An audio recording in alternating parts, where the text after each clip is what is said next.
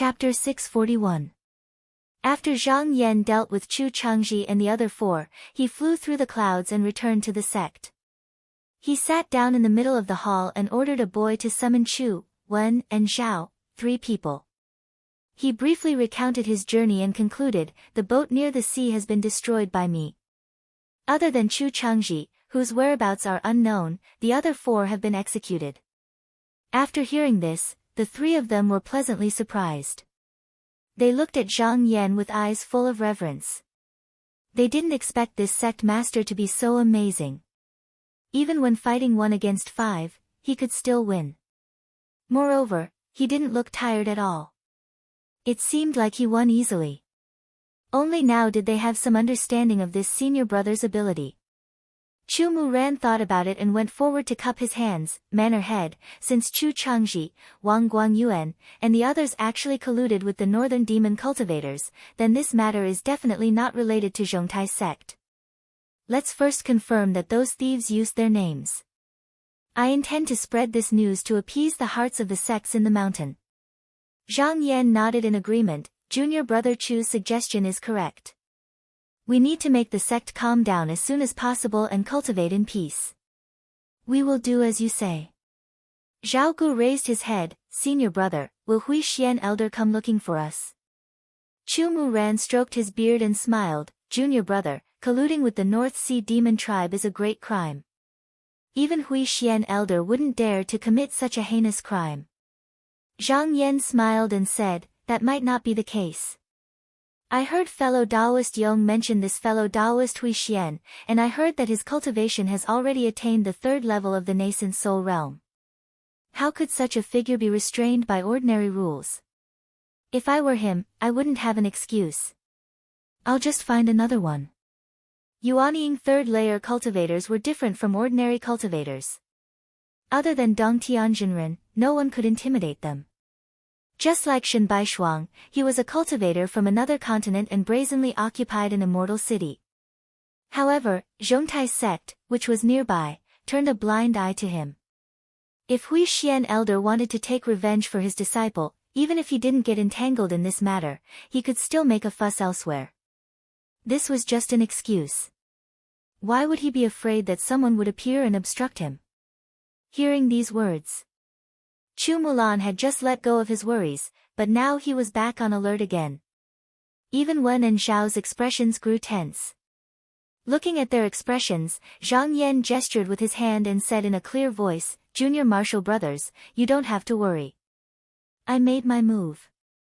Wasn't he afraid that this person would come looking for him? Everything is as usual. The 3 of them were now very respectful towards this senior martial brother. Hearing him speak so confidently, they did not think that he was boasting. Chu Muran took a deep breath and said, since senior brother sect leader has said so, then there's nothing to worry about. Zhang Yan nodded and said, I need to meditate in the mountains and train the disciples. Usually, if it's not very important, there's no need for you 3 junior brothers to come and ask me. You can discuss it among yourselves. At present, he had already reorganized the structure of the mountain. Whether it was the disciples or the elders, they were all in their respective positions. It was no longer as disorderly as when Shen Baishuang was around. There was also no need for them to ask for his instructions every day. It was enough for Chu, Wen, and Zhao to handle it. Since the sect was already stable, he did not need to put his mind on it. He was prepared to cultivate with all his might, hoping to reach the 2nd stage of Yuanying. Seeing that there was nothing else, the 3 of them bowed and took their leave. After a few days, the news of Chu Changji's group being defeated and the nearby floating islands being cleared spread. When the cultivators of Shinwu Mountain heard about it, they were all excited. With such a skilled cultivator guarding Shinwu Mountain, they would no longer have to fear the invasion of the North Sea demon tribe. When Yong Fu heard the news, he immediately took care of his disciple by jiaying and said, pass down my order, from now on, all the disciples of Mount Yi sect are not to provoke Hanyuan sect. When the head of Wuyi sect, Sun Tong, was informed of the matter by his disciple, he was stunned for a long time. He then hurriedly ordered his son Sun Xiuqing to be brought back and scolded, "You unfilial son, I told you not to interact with that Hanyuan sect disciple. Now that disaster has come, you killed Wang Guangyuan and offended Chu Changji, why would Elder Hui Xian let that Zhang Daoist go? This matter will definitely implicate our Wui sect. Quickly pack up and follow me to Chu to seek refuge with your Shibua." Sun Xiuqing was stunned for a moment before he laughed out loud. Sun Tong said angrily and shyly, "Unfilial son, what are you laughing at? Did I say something wrong?" Sun Xiuqing pointed outside and said, "Father, why don't you look at the situation outside the mountain now? Zhong Tai Upper Sect and Xian Yu Sect are fighting fiercely. For someone like Elder Hui Xian, even if he sits quietly in the immortal cities of the prefectures, he can intimidate his enemies and will not easily leave without permission. Why would he muster such a large force for a disciple who colluded with a demon cultivator? Father, do you believe that not only will Elder Hui Xian not come to take revenge, he will also try his best to clear himself of this matter so that Xian Yu sect won't make a fuss about it?" Sun Tong said doubtfully, "Really?" Sun Xiuqing snorted and said, "Even if he really wants to make a fuss, he will not do it now.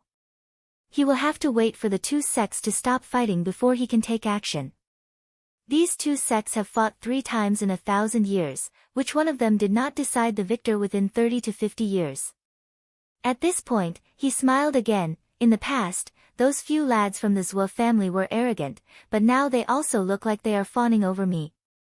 Isn't it because I have long sought refuge with Hanyuan sect? Father, you are in too much of a hurry to leave before you get the benefits." Sun Tong lowered his head and thought for a while. He realized that it was as his son said, Zhongtai sect and Xian Yu sect were both rich in resources. There were tens of thousands of cultivators in their sections. In a short period of time, no one would be able to suppress the other, and no one knew how long the fight would last. He coughed and softened his tone. He put on a stern face and pretended to be dignified. "I will personally visit Jinren Zhang another day. Introduce me to him." Sun Xiuqing chuckled and bowed deeply, saying, "I will have to disappoint father. Manor Master Zhang has been cultivating in seclusion and will not see any guests. But if there is a chance, I will definitely mention it."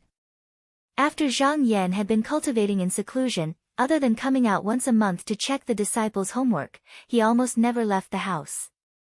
He sat on the bed all day, refining Jun Yang's essence. A year passed peacefully like this.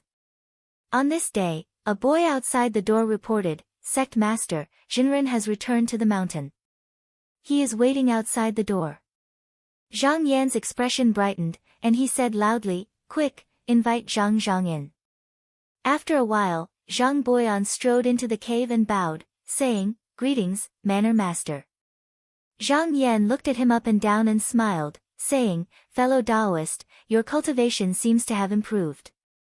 Zhang Boyan sighed and said, "It is also a coincidence. My cultivation method is not the best in the Netherworld Spring sect. It is not easy to cultivate, and my progress is slow. I can't compare to those direct disciples. This time, I happened to buy an item outside the mountain, and it is very useful to me. If I can use this item to cultivate for a few decades, I will be able to enter the second stage of yuanying." Zhang Yan smiled and cupped his hands, saying, "Then I really have to congratulate fellow Daoist." Zhang Boyan hurriedly returned the bow, saying, "Thank you, Manor Master. But the great Tao is hard to find. If there is no great opportunity, I am afraid this junior will stop here."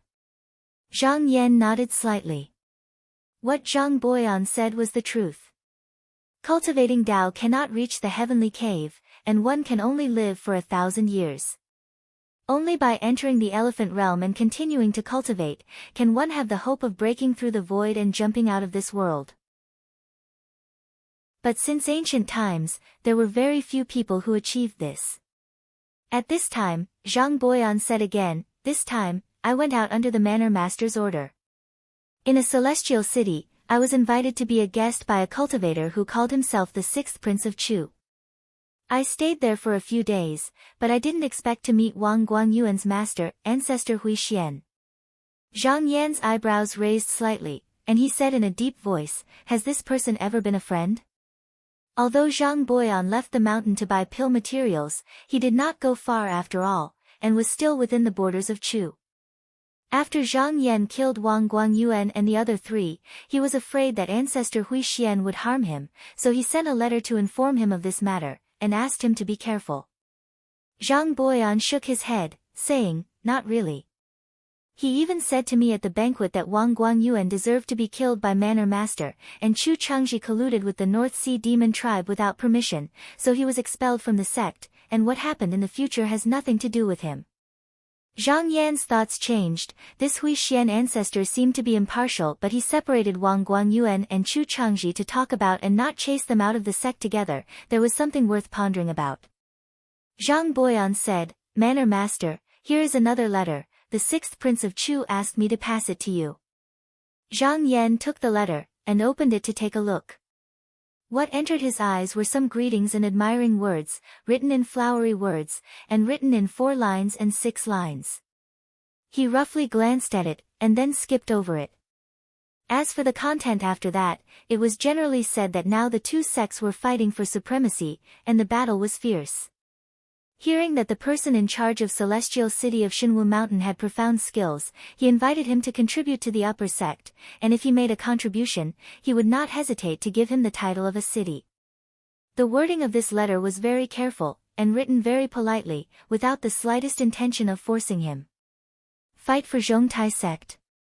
Zhang Yan smiled and shook his head. It was not that this matter could not be discussed, but he was afraid that the 6th prince would not be able to give him what he wanted. The other party sent this letter, as a foreshadowing for future dealings, but there was no need to think too much about it now.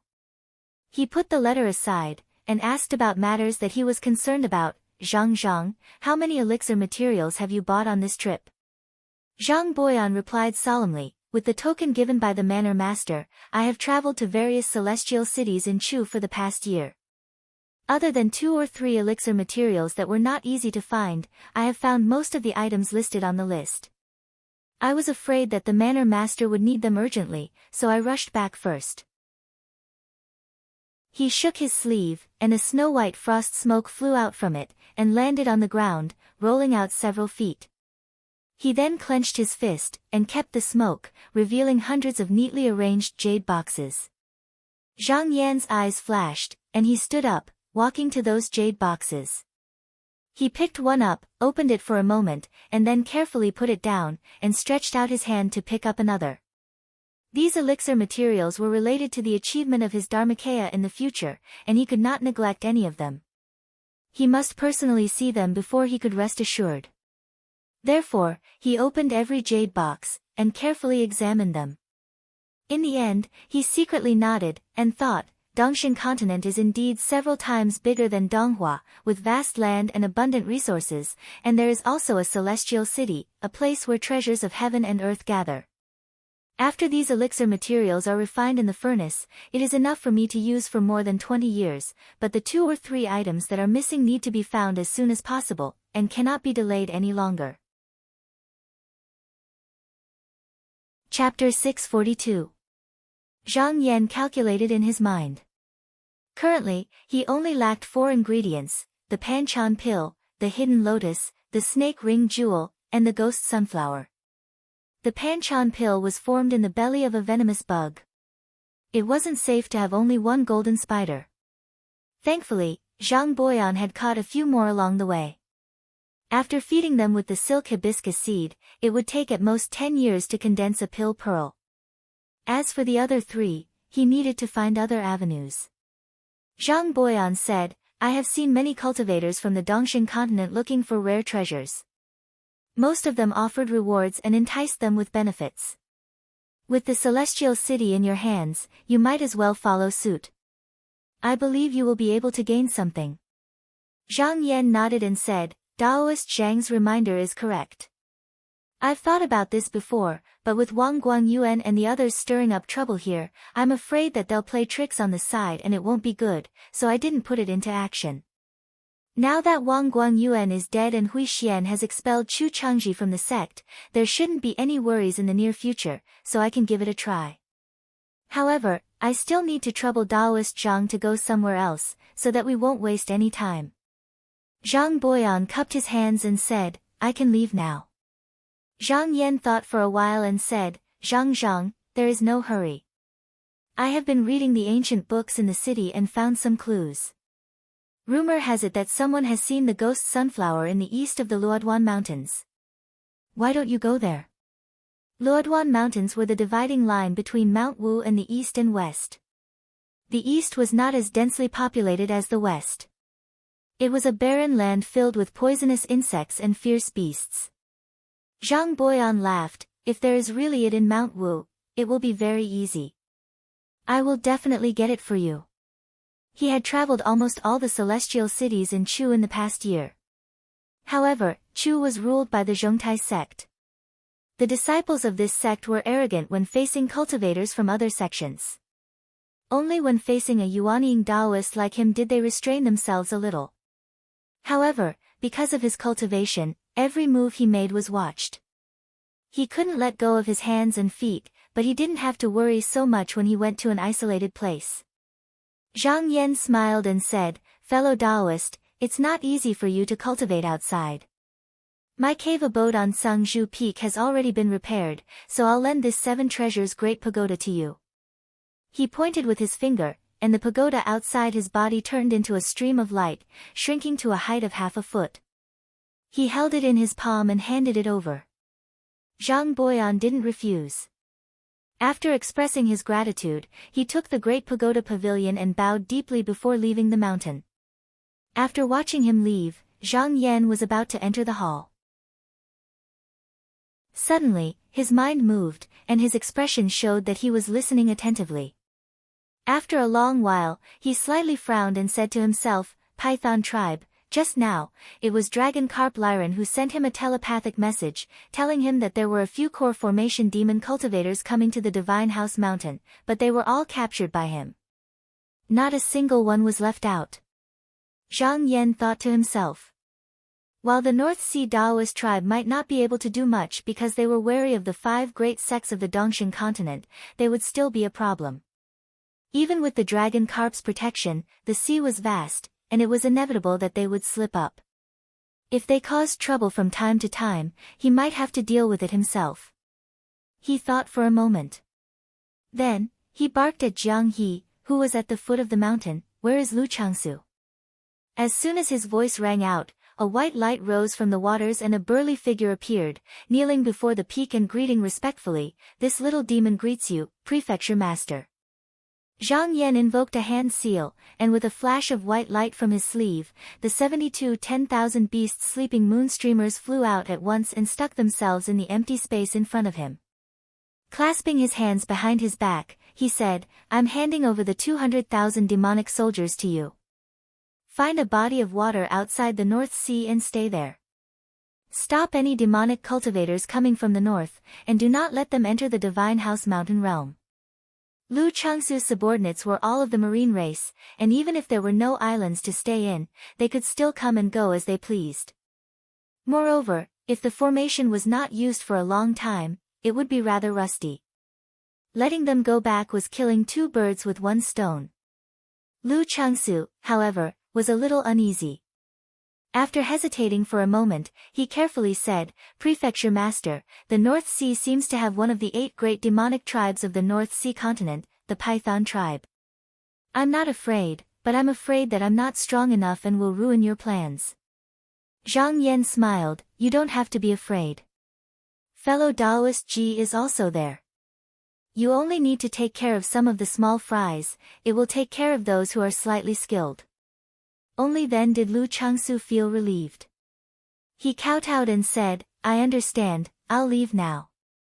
Zhang Yan nodded slightly and said, don't make too much noise when you go. Lu Changsu responded and stood up. He made a hand seal and rolled the 72 banners into his sleeves. Then, following Zhang Yan's instructions, he didn't dare to make too much noise. He turned into a wisp of smoke and quietly disappeared into the clouds. In a flash, he had gone far away. Zhang Yan returned to the cave dwelling. After sitting down on the couch, he first made a hand seal and set up a restrictive formation. Then, he shook his sleeves, and with a flash of light, more than 20 magical weapons leaped out of the air. In an instant, he heard shrill screams and countless black fog and evil chi clamoring. It was as if they were going to crash out of the cave dwelling. His expression didn't change. He pressed his hand down and mana gushed out from his body. The magical weapons that were wandering around the room immediately calmed down and floated in front of him. Most of these magical weapons were taken from the hands of the cultivators of the Devil's Sect during the sword competition of the 16 sects. There were even a few profound weapons among them. It was just that most of these treasures were made of evil and filthy materials. Not to mention that they were not compatible with his cultivation method. If his cultivation was not strong enough, not only would he not be able to control them, his inner yuan would easily be polluted and his mind would be infected. Therefore, it was not convenient for him to give them to his disciple. This time, he could use them as a reward. After picking and choosing, he finally took out 3 profound weapons. Then, he told the Taoist boy outside the door, "Someone, go and find junior brother Zhao." Not long after, Zhao Gu entered the hall and bowed, "Greetings, senior brother." At this moment, the magic treasures were still hanging in the air, but he ignored them. Zhang Yan nodded and said, "Junior brother Zhao, I need you to do something." Zhao Gu said in a low voice, "Senior brother, please tell me." A few days later, in the immortal city of Mount Shenwu, several superior profound weapons were displayed in the floating tower, saying that they wanted to exchange them for 3 kinds of spiritual items. Once the news spread, it immediately attracted countless attention. In the Dongxing continent, most of the superior profound weapons were the treasures of a city. They would not be taken out easily. However, the immortal city of Mount Shenwu took out several of them at once. How could people not be surprised? Hearing this, even Yong Fu couldn't help but go to see. After seeing, he couldn't help but be tempted. With a good magical weapon, he would have a lot of advantages when fighting with others. As for the evil energy contained in the magical weapons, as a Yuaniing cultivator, he was naturally not afraid. Moreover, he didn't think that he would need to use it often.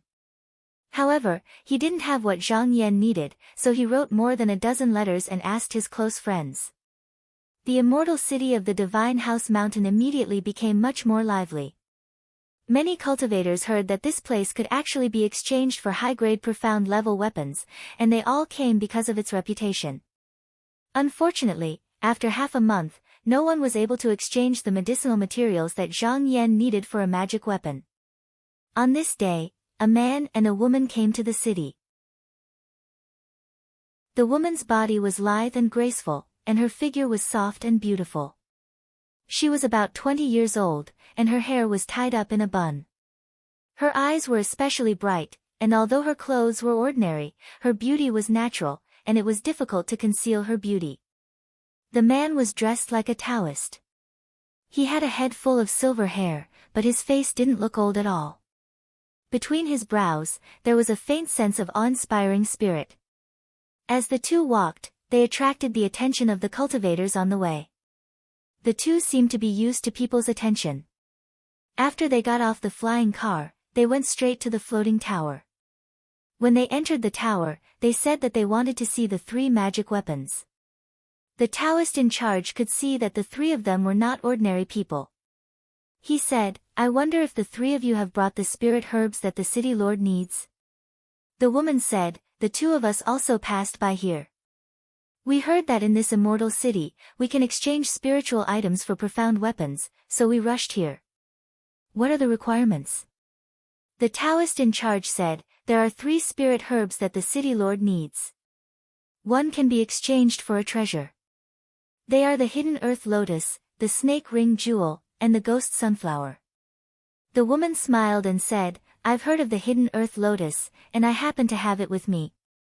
The hidden earth lotus was a 100-year spirit lotus that was struck by lightning and buried underground for 1,000 years. It had a strange fragrance that could ward off evil and calm the mind. Therefore, it was deeply loved by some female cultivators. They would often grind it into powder and put it in a pouch to carry with them. She had a pouch on her. The Taoist in charge hurriedly said, I'm afraid that your highness is too late. The spirit lotus that the city lord wants must be complete. There can't be a single flaw. The woman smiled lightly and said, it's not impossible. She turned to the white-haired man beside her and asked, Elder Yu, you're knowledgeable. Have you heard of the snake ring jewel and the ghost sunflower? Elder Yu smiled reservedly and said, the so-called snake ring jewel is actually 2 items. It's the skin that the evil snake sheds when it transcends its tribulation and then fills it with the purple sparrow elixir. After 100 days, it's taken out and the skin is cut open. A plate of white snake paste is obtained. However, because the evil snake's lifespan is short, most of them are born in spring and die in autumn. Therefore, it's rare for them to cultivate into monsters, and those that can take human form are even rarer, so it's extremely difficult to find them. The woman was unconvinced and said, could it be that even our sect doesn't have one? Elder Yu didn't avoid the Taoist in charge and said very casually, if it was on a normal day, Lady Lian only needs to say the word and thousands of cultivators would be willing to serve you. But now that our sect is fighting with Xian Yu sect, we don't have enough manpower, so we can't do as you wish. Lady Lian sighed and said, then, what's the origin of the ghost sunflower? Elder Yu thought for a while and said in a low voice, the ghost sunflower is formed from resentment and grows in the wilderness. It's about 3 to 4 feet tall, with black stems and white leaves. It's hairy, and the flower's face is like a ghost's head. At noon, it's dark, and it's bent as if it's picking something up. Its roots are several miles long, and it becomes a monster after 100 years. It can capture white birds, and after 1,000 years, it becomes a monster. It can eat gray pythons, and it can be used to refine spells and incantations. It's just that this item isn't easy to pick, and the roots wither when they're broken. This old man has never seen the real thing before. Lady Lian's beautiful eyes flickered and she said, so there's such a wondrous item in this world. The Taoist in charge said in admiration, Daoist Zhang's knowledge is profound. In this half a month, no one has been able to tell the origin of these 3 items. Lady Lian said, this Taoist, can you bring those 3 magic treasures for me to take a look? The Taoist in charge didn't decline this time and said, please wait a moment, this Taoist will go and bring them over right away. After he left, Elder Yu suddenly said, I'm afraid this city lord isn't a decent person. Lady Lian was startled and asked, why? Chapter 643. P.S. Today's first update. Lian Nyangzi was surprised, haven't the heretical cultivators been extinct in Dongxing continent for hundreds of years? Thousands of years ago, there were 8 sects in Dongxing continent. Apart from today's 5 major sects, the remaining 3 were heretical sections. However, 2 of the sects lost order in their teachings, and the powerful cultivators died of old age one by one. The sects disappeared along with them, and even the mountain was divided by the 5 major sections. The remaining cultivators of the 2 sects went their separate ways, and established dozens of small sects in the continent, struggling at death's door. Because they were afraid of a resurgence, under the deliberate suppression of the 5 major sects, these cultivators had no choice but to hide in the wilderness, and many even went to other continents. More than 100 years ago, the last heretical sect, the corpse cult, was destroyed by the joint efforts of Fengxiang Sword School and Zhongtai sect. The heretical cultivators almost disappeared from Dongxing continent. Elder Yu sneered, there are always fish that slip through the net. He wanted to say something, but suddenly heard footsteps, and he shut his mouth. The steward Daoist came out from the back of the hall, holding a wooden tray in his hand. On it were 3 talismans enshrouded in spiritual qi. When he came to the center of the hall, he very naturally placed them on the table, allowing the 2 to look at them. Zhang Yan had personally placed a restriction on the 3 talismans, and others would not be able to take them without some effort. Even if a 3rd-grade Yuanying cultivator came personally and forcefully broke through the restriction, he would not be able to break out of the outer immortal city's formation, so he was very assured. Seeing these 3 items, Lian Nyangzi and Elder Yu's expressions changed. However, they also knew the crux of it, so they did not reach out to take it. They only looked at it from half a foot away. These three treasures were surrounded by spiritual light, and contained a faint aura, as if they were alive. This was because they had already developed spiritual consciousness, so they could resonate with a cultivator's spiritual vigor. However, the resonance was so strong, but it was unexpected, showing that these three items were not ordinary. Profound weapons were also divided into high and low levels, and usually they were not important to them. However, these three were all high level, and were rare treasures. If they took them back and offered them to the elders of the clan for sacrificial refining, perhaps after hundreds or thousands of years, he might even be able to nurture a true weapon. The deacon Taoist observed their expressions and saw that the two of them were moved. He then picked up a ball of net. He pointed at it and said, "This magic treasure is called the 1,000 Spirit Life-Seeking Star Knot. It was refined from the silk of a 1,000-year-old demon spider.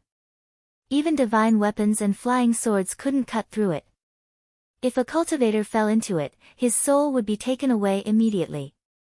He's no different from a zombie." After he finished speaking, he slightly removed the restriction. In that instant, the two of them seemed to hear the cries of tens of thousands of wronged souls, and their heads became slightly dizzy. The deacon Taoist hurriedly suppressed the restriction, but even so, the two of them still felt the cries of the souls lingering in their ears. They couldn't help but exchange a surprised look. This magic treasure had not even been activated, and it was already so powerful. If it was truly refined for one's own use, how powerful would it be? This magic treasure was taken by Zhang Yan from the hands of Jiling sect disciple Yan Huixin. There were dozens of restrictions within, and to truly refine it for one's own use, it would take at least a few years. Even so, he wasn't sure if Jiling sect had any methods of tracking it. In reality, all the magic treasures of the Devil's sect had such hidden dangers, which was why he had never taken them out to use. This time, he could use them to obtain spiritual herbs. This wasn't a harmful move. There was a huge ocean between the two continents, and even those from the Paradise sect wouldn't be able to sense it. The deacon Taoist then picked up the second magic treasure. This was a shield-shaped magic treasure, and it was 1/2 foot long. On it, there was a ghost face with closed eyes, and it looked eerie and terrifying. As if it had sensed that someone was spying on it, it suddenly opened its eyes and grinned at the three people in the hall. That strange smile caused Lien Nyangzi and Elder Yu to feel a chill in their hearts. The deacon Taoist was already used to it, and his expression was as usual as he said, "This item is known as the Smiling Shield, and it's a protective treasure. However, it has a rebellious nature, and it needs to be tamed before it can be used." Elder Yu frowned and said, "This treasure is so disobedient. What's the use of me bringing it here?" The deacon Taoist smiled and said, "Esteemed guest, please let me finish. This magic treasure has a benefit, and that is that the spiritual consciousness within it can absorb the spiritual chi of heaven and earth. Even if it's damaged after a battle, it can still be as good as new within 7 days. There's no need for its owner to repair it, and its protective abilities won't be reduced in the slightest." Lien Nyangzi said in surprise, "Oh. That's rare." Magic treasures were also easily damaged, especially when encountering powerful magic treasures. When the two clashed, the spiritual light would be worn down, and if the foundation of the magic treasure was accidentally damaged, even if it was refined afterward, it wouldn't be as good as it was in the beginning. Since this magic treasure had such capabilities, those flaws could be tolerated. Although Elder Yu no longer belittled it, his evaluation wasn't high either. He snorted and said, "It's a mixed bag of good and bad, but it still has some uses." The deacon Taoist smiled and said, "According to my sect master, this magic treasure has another benefit, but this is not something I know." The two were startled, and couldn't help but take a few more glances at the shield. However, that ghostly face was too strange, and they both felt a little uncomfortable, so they didn't look at it any longer and shifted their gazes to the last profound artifact. This was a deathly white small axe. However, this time, the deacon Taoist seemed to be deliberately keeping them in suspense, and kept his mouth shut. The two exchanged glances. Judging from the previous 2 items, this axe should be extraordinary as well, and it might even be superior to the previous 2 treasures. A trace of greed unconsciously appeared in the depths of Elder Yu's eyes, but he quickly concealed it. Lian Nyangzi asked, "This deacon, apart from those few spiritual herbs, can your family exchange this item for anything else?" These days, the deacon Taoist had heard such words more than once, and replied with a faint smile, "That's not possible." Lian Nyangzi sighed softly and said, "Then I'll have to come another day." With that, she turned around and walked out. Elder Yu's gaze swept over the 3 profound artifacts, and then he followed her out. The deacon Taoist bowed from behind, and said, "Farewell, the 2 of you." Not long after the 2 left, Zhao Ge happened to be heading this way. He unintentionally glanced at their backs, and felt that one of them seemed a little familiar, but in the blink of an eye, they were already far away. He pondered on the spot for a while, and then stepped into the floating pavilion. The deacon Taoist came up to him and bowed, saying, "Master." The 3 profound artifacts hadn't been put away yet, so Zhao Ge immediately saw them and asked, "Did those 2 just come to look at the magic treasures?" The deacon Taoist said, "Yes, those 2 are knowledgeable, especially that silver-haired Taoist." He could actually tell the origins of the ghost sunflower and the snake ring jing in one go. Zhao Ge said solemnly, "If those 2 come again next time, report to me quickly." After Elder Yu and Lian Nyangzi left the floating pavilion, they didn't speak a word. It was only when they were outside the immortal city that Elder Yu suddenly said, "Lian Nyangzi, that magic treasure contained an extremely heavy evil aura. It seems that this person is undoubtedly an evil sect cultivator." Lian Nyangzi was still thinking about how to find the 3 herbs when they returned, so she said indifferently, "Elder Yu worries too much. If he really is an evil sect cultivator, why would he need to make such a big fuss? Is he afraid that others won't know his origins?" Elder Yu smiled, and said with a rather deep meaning in his words, "Whether this person is an evil sect remnant or not is actually not important. It all depends on what Lian Nyangzi thinks." Lian Nyangzi didn't say anything at first, but after flying half a mile away, she suddenly reacted and turned around, saying, Elder Yu said in a low voice, "Lian Nyangzi is exceptionally intelligent, so I'm sure you're also aware that the earth-hidden lotus might be easy to find, but even if we can find the ghost sunflower and the snake ring jing, it'll probably take several years. Rather than going through so much trouble, it's better to settle things once and for all." Although Elder Yu didn't finish his sentence, Lian Nyangzi still understood. Since the other party's magic treasure was so evil, then they'd first put the label of an evil sect cultivator on it and use it as an excuse to forcefully obtain the 3 treasures. She shook her head and said, "Taking things by force is never the right path. It's best if we can use spiritual herbs to exchange for them, but if we really can't find them." She hesitated for a moment, "We'll just have to think of another way." Seeing that her attitude wasn't too firm, Elder Yu knew that she was actually still somewhat tempted, so he chuckled and said, 3 months later, during the Southwest Dragon Pillar meeting with Xian Yu cult, the sect master has selected 13 Yuanying enlightened masters to accompany him. Even Lian Nyangzi's 2 sworn brothers are among them. If we have a handy magic treasure, our chances of survival will be much higher. Lian Nyangzi bit her lip and said, "I'll think about it when I get back." Elder Yu didn't try to persuade her anymore and only said, intentionally or unintentionally, "That's fine, but don't look at the fact that no one can obtain these 3 magic treasures right now. That's only because the news hasn't attracted the attention of the people in the sect yet. Wife, you need to hurry up. Even the 2 of us have heard of this news, so it's inevitable that others in the sect will also find out." Lian Nyangzi nodded silently. At this moment, Elder Yu turned around and glanced at the immortal city entrenched in Inkheart Mountain, his eyes flickering uncertainly. Although the evil sects had perished, many of their superior cultivation methods were still passed down. This made him suspect that the person in charge of this immortal city, Mount Divine House, was searching for those flower spirit herbs to cultivate some kind of evil sect's cultivation method. They were even willing to take out high-grade profound artifacts so generously. It could be seen that the value of that cultivation method was even higher than that of a magic treasure. If he could obtain it, thinking of this, His heart burned with passion, but he immediately suppressed this thought. This matter wasn't something he could do alone. He needed to plan it slowly and couldn't be rushed. Mount Divine House's eastern boundary. A wisp of yellow smoke flew across the sky and landed in the barren mountain range. Zhang Boyan looked at a valley at the foot of the mountain. That place was shrouded in dense dark clouds, and a dusky haze filled the air. It was surrounded by high mountains, steep cliffs, and ravines. It could be said that it never saw the light of day all year round. He had already searched here for half a month, but there was still no trace of Gue Kue. However, a few days ago, he happened to meet a secluded cultivator in the mountains.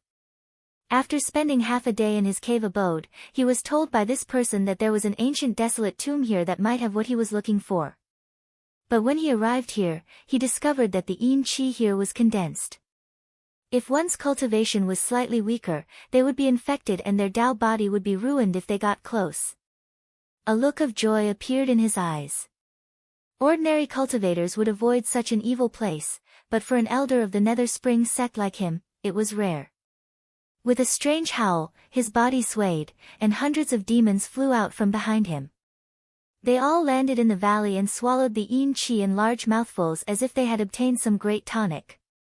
The demons that were originally the size of a man grew to about 3 meters in less than an hour. The yin qi that had accumulated for an unknown number of years had gradually thinned under its desperate absorption, and the situation within the valley was also revealed. Chapter 644. There was a bottomless pit below. Zhang Boyan focused his eyes and looked at it. Except for the thick pile of dead branches and leaves near the pit, it was still dark inside. However, he could sense that there seemed to be something hidden inside, and there was even a trace of cold air surging up. Within a radius of 10,000 miles, only this place had the densest yin essence. If there was a ghost sunflower in the mountain, it must be here. After looking at it for a few times, he did not take the risk to enter. Instead, he summoned several demons and ordered them to explore the way inside.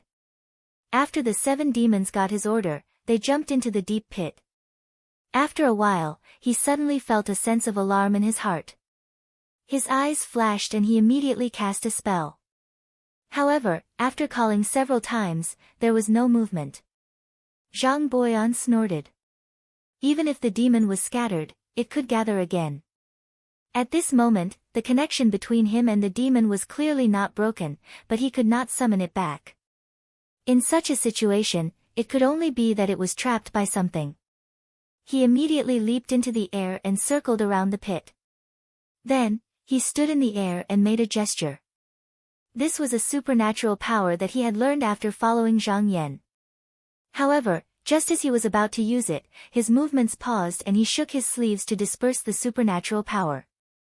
The power of this technique was extraordinary. Once it was used, it was enough to turn a few miles of land into a pool of mud. If there was a ghost sunflower inside and it was destroyed, it would not be good. He snorted and grabbed several balls of yin thunder out of thin air. He threw them into the deep pit. After 7 or 8 breaths, there was a muffled sound from inside, and there was a faint sound of something hissing. After listening for a moment, he smiled sinisterly.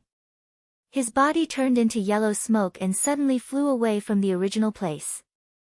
Just as he dodged, he saw a dark vine whizzing past where he was standing and smashed a mountain rock in the distance. Zhang Boyan's face flushed. He was extremely experienced in fights of magical powers. Since the other party was hiding in the deep pit, it would be very difficult for him to search for them. Moreover, it would be unwise to rashly go down, so he purposely stood right above the pit. He was using himself as bait. To lure it out, the opponent below was obviously not very clever. He just needed a little bait and it fell into the trap. That thing did not hit its target. It seemed to be very angry. There was a rustling sound in the pit. Millions of pale skeletons were squeezed out of the pit and piled up at the edge of the pit. Then, a strange flower of 10 feet rose from the pit. At first glance, it looked like a strange snake with a turtle's back. The petals were black in color, and the surface of the flower was shaped like a millstone. It was densely covered with fine seeds, and the leaves were serrated. The stem was thick and full of barbs. Wisps of black smoke lingered between the branches and leaves, and it was filled with the smell of decay. The 7 devils that went down earlier were stuck by the smoke, and they couldn't get rid of it no matter what. Zhang Boyan's eyes lit up. As a member of the devil doctrine, it was the first time to see such a ferocious plant spirit. He immediately had the idea of capturing it and refining it into a magic weapon. But when he took a closer look, it was clearly the ghost sunflower he was looking for. It was just that it was a bit bigger, so he did not recognize it at first glance. Zhang Boyan slightly narrowed his eyes. According to his original plan, if he found a few ghost sunflowers here, it would prove that there was such a thing in the mountain. If this place was not enough, he would have to look elsewhere. But now it seemed that he only needed to capture this one and it would be enough to report back. This ghost sunflower had been here for more than 3,000 years. It was time for it to transform, but because it was worried about the heavenly tribulation, it did not move. Therefore, it spent hundreds of years to gather the earth decay in chi within tens of thousands of miles of mountain boundary, so that it could help it resist the heavenly thunder at the critical moment. But it did not expect that it would all be taken advantage of by Zhang Boyan. Therefore, it hated this old demon to the extreme. Suddenly, it let out a whistling sound like a wind cave. Dozens of vines rose hundreds of feet high and lashed at the sky. But Zhang Boyan was surprised. He slightly raised his body and dodged it. He waved his hand and a flag flew out from the astral cloud. He grabbed it and with a light wave, a black cloud hundreds of feet wide spread down and covered the ghost sunflower. In the blink of an eye, thousands of demonic smoke flew up and gathered into slender black hands. They densely grabbed the ghost sunflower, and in the blink of an eye, thousands of demonic smoke flew up and gathered into slender black hands. They densely grabbed the ghost sunflower, and in the blink of an eye, thousands of demonic smoke flew up and gathered into slender black hands. He pressed his hand down again, and there was a rumbling sound. The huge body of the ghost sunflower was immediately pressed to the ground. Although it twisted and rolled on the ground like a long snake, it could not struggle at all. It immediately let out a frightened hissing sound. The roots of the ghost sunflower were thousands of miles long. If it encountered a strong enemy, it could burrow into the ground and escape, moving the roots and the fruit to other places. Because he was afraid that it would escape, Zhang Boyan tied it up as soon as he came up. He originally had a few tricks up his sleeves, but he succeeded so easily. He was also a little surprised. He sneered coldly and said, "So you only have this ability? How dare you fight with me?" Although this ghost sunflower had cultivated for thousands of years, it was not a natural variant like the dragon carp or the flood dragon. Before it transformed, it did not have any supernatural powers. It might be able to deal with ordinary Yuaniing cultivators, but how could it compete with an elder of the Netherworld Spring sect? After twisting for a long time, the black hands became tighter and tighter. Suddenly, the leaves on both sides of the ghost sunflower bulged, and with a poochie sound, as if something was being squeezed out, a black liquid shot out like an arrow into the sky. Zhang Boyan laughed strangely and said, "Come on." The high cloud above shook, and with a rumble, a black Yuaniing flew out of the top of the door. It grew to 6 feet tall, opened its mouth, and sucked in the smoke arrow in an instant. This was originally a poisonous gas arrow refined by the ghost sunflower itself. It had always been successful against living creatures and cultivators, but in front of him, it completely lost its effect. Zhang Boyan activated his Xian Qi and refined the poison. Then, he shook his shoulder and dozens of green flames rose from the high cloud and danced in the air. This technique was called dark lamp green flame. Once it landed on a living being's body, it could burn it with its essence qi. If there was no technique to restrain it, it would only be extinguished when the body was completely burned into a pile of bones. He had actually learned this method a long time ago, but he had never succeeded in practicing it until he borrowed the spiritual energy of the Blessed Enclave. He had never used it against an enemy, but now he used this ghost sunflower to try it out. Following his thought, dozens of fluorescent dark lamps floated down. When the ghost sunflower saw the attack of the flames, it was instinctively frightened. Its flowers and leaves swayed, forcing out wisps of grayish-white mist, which enveloped its body. However, those green flames had their own peculiarities. They passed through the mist without any hindrance and stuck to the stems and leaves of the ghost sunflower. The moment they touched it, it was as if a ladle of boiling oil had been poured on it, and the fire suddenly rose to a height of 10 feet. The ghost sunflower's body suddenly twitched, and it let out a painful howl. Although it was a plant spirit, and it was not easy for it to transform, it still had a skill. After cultivating for so many years, its body had long been as hard as gold and iron. Even a slightly weaker divine weapon could not cut it, but under this fire, it had no power to resist.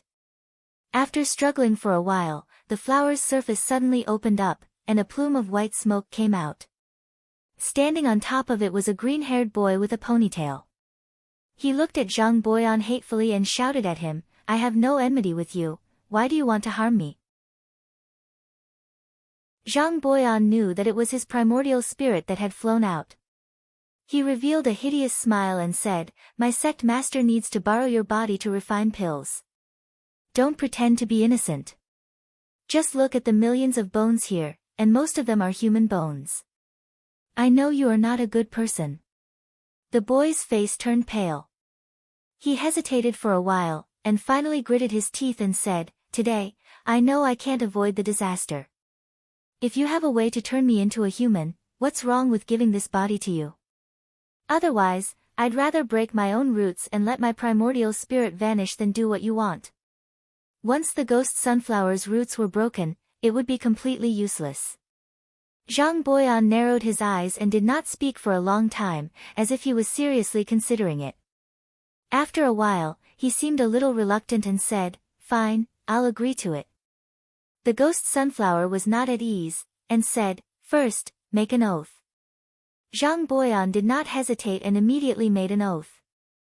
The ghost sunflower was relieved. His body flickered, and he took back his primordial spirit shadow.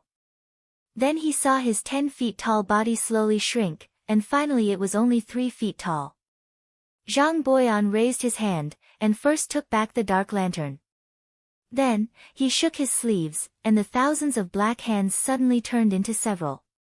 They wrapped around the ghost sunflower a few times, and finally lifted it into the air. The ghost sunflower did not doubt him, and did not struggle at all. Instead, it obediently pulled out its roots and leaves from the soil, and let him take it with him. After successfully capturing the ghost sunflower, Zhang Boyan laughed wildly, rode a yellow wind, and returned to the direction of the deep cave Sex Mountain Gate. About half an hour later, the ghost sunflower suddenly asked curiously, "Taoist, I forgot to ask you, what kind of spell are you going to use to help me turn into a human?" Zhang Boyan perfunctorily said, "What kind of spell can I use to help you?" The ghost sunflower was startled, and his body struggled, and he shouted, "Just now, you've already made an oath, do you want to break your promise?" Zhang Boyan burst into laughter and said, "How can this seat be coerced by a mere plant demon? Just now, I've only made a false oath." He had already seen that the ghost sunflower did not have much knowledge. Although he had heard of the name of the Dharma oath, he might not know what it was all about, so he was just pretending. In fact, the words of a Taoist cultivator's promise also contained profound meaning, but as a cultivator of the devil sect, deception was a common thing for him, so he naturally had a way to deal with it. Just now, the words spoken by the ghost sunflower had no binding force on him. After the ghost sunflower heard it, he loudly cursed. Zhang Boyan sneered a few times. If he was not worried that the loss of the primordial spirit might delay Zhang Yan's alchemy, how could he tolerate the ghost sunflower's clamor? After flying west for 3 days, he had already returned to the western boundary of the divine house. After another day and night, he rushed back to Tsangzhu Peak. The disciple on duty recognized him, so he had already opened the mountain gate's restrictive formation. He turned into a yellow smoke and went straight to the peak. When he arrived outside the cave, he stopped using his escape technique and landed on the open ground. Zhang Yan, who was meditating, had already sensed his return, so he waved his sleeve and opened the cave's stone door, saying with a smile, "It's only been 20 days, but Zhang has already returned, so you must have gained something." After Zhang Boyan entered the cave, he cupped his hands and bowed, then said, "Manor Master, I was also lucky to have caught a 1,000-year-old ghost sunflower, which can be used for Manor Master's alchemy."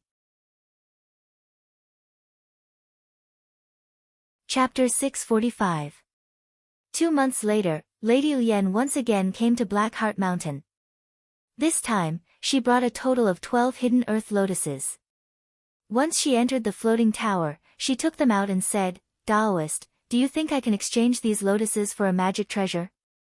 The manager saw this and didn't dare to make a decision. "Please wait for a moment, my master will come over to discuss." Lady Lian smiled and nodded. The manager didn't waste any time and immediately used a flying sword to send a message. In less than 15 minutes, Zhao Gu arrived. After entering the hall, he carefully looked at Lady Lian. The last time he went back, he thought about it carefully. The figure of the other person was quite similar to the person who robbed him last time. However, he wasn't sure, so he buried it in his heart and didn't tell anyone. He was prepared to wait for the other person to come and identify him. But this time, the woman came alone and there was no trace of the other person. He couldn't help but feel slightly disappointed. Because of this, the woman was the same as him, also a core formation cultivator.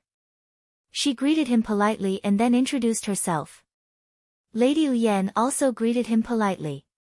Zhao Gu looked at the lotuses and pointed, "Taoist Lian, which magic treasure do you want?" Lady Lian said seriously, "Taoist Zhao, I came to ask for 2 magic treasures." Zhao Gu said seriously, "Taoist Zhao, forgive me for being blunt. Although the 12 lotuses are valuable, they are barely comparable to one profound artifact.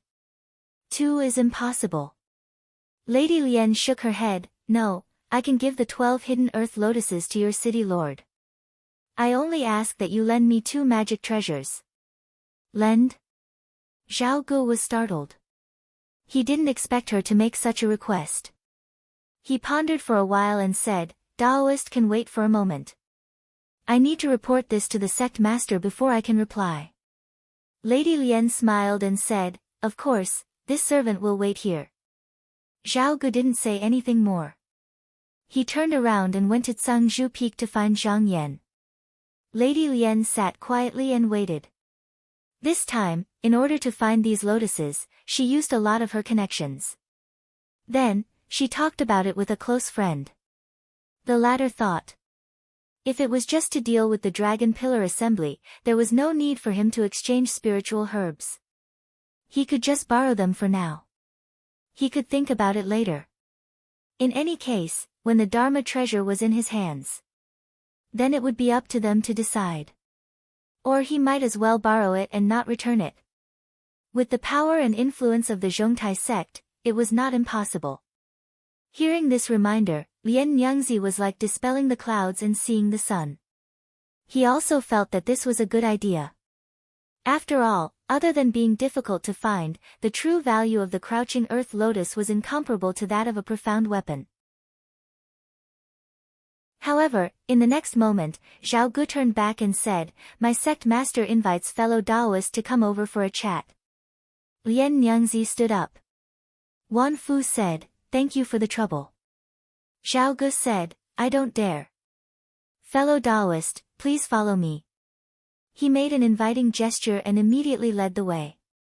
When the two of them arrived outside the building, they used their escape arts and quickly arrived in front of the cave on Cangzhou Peak.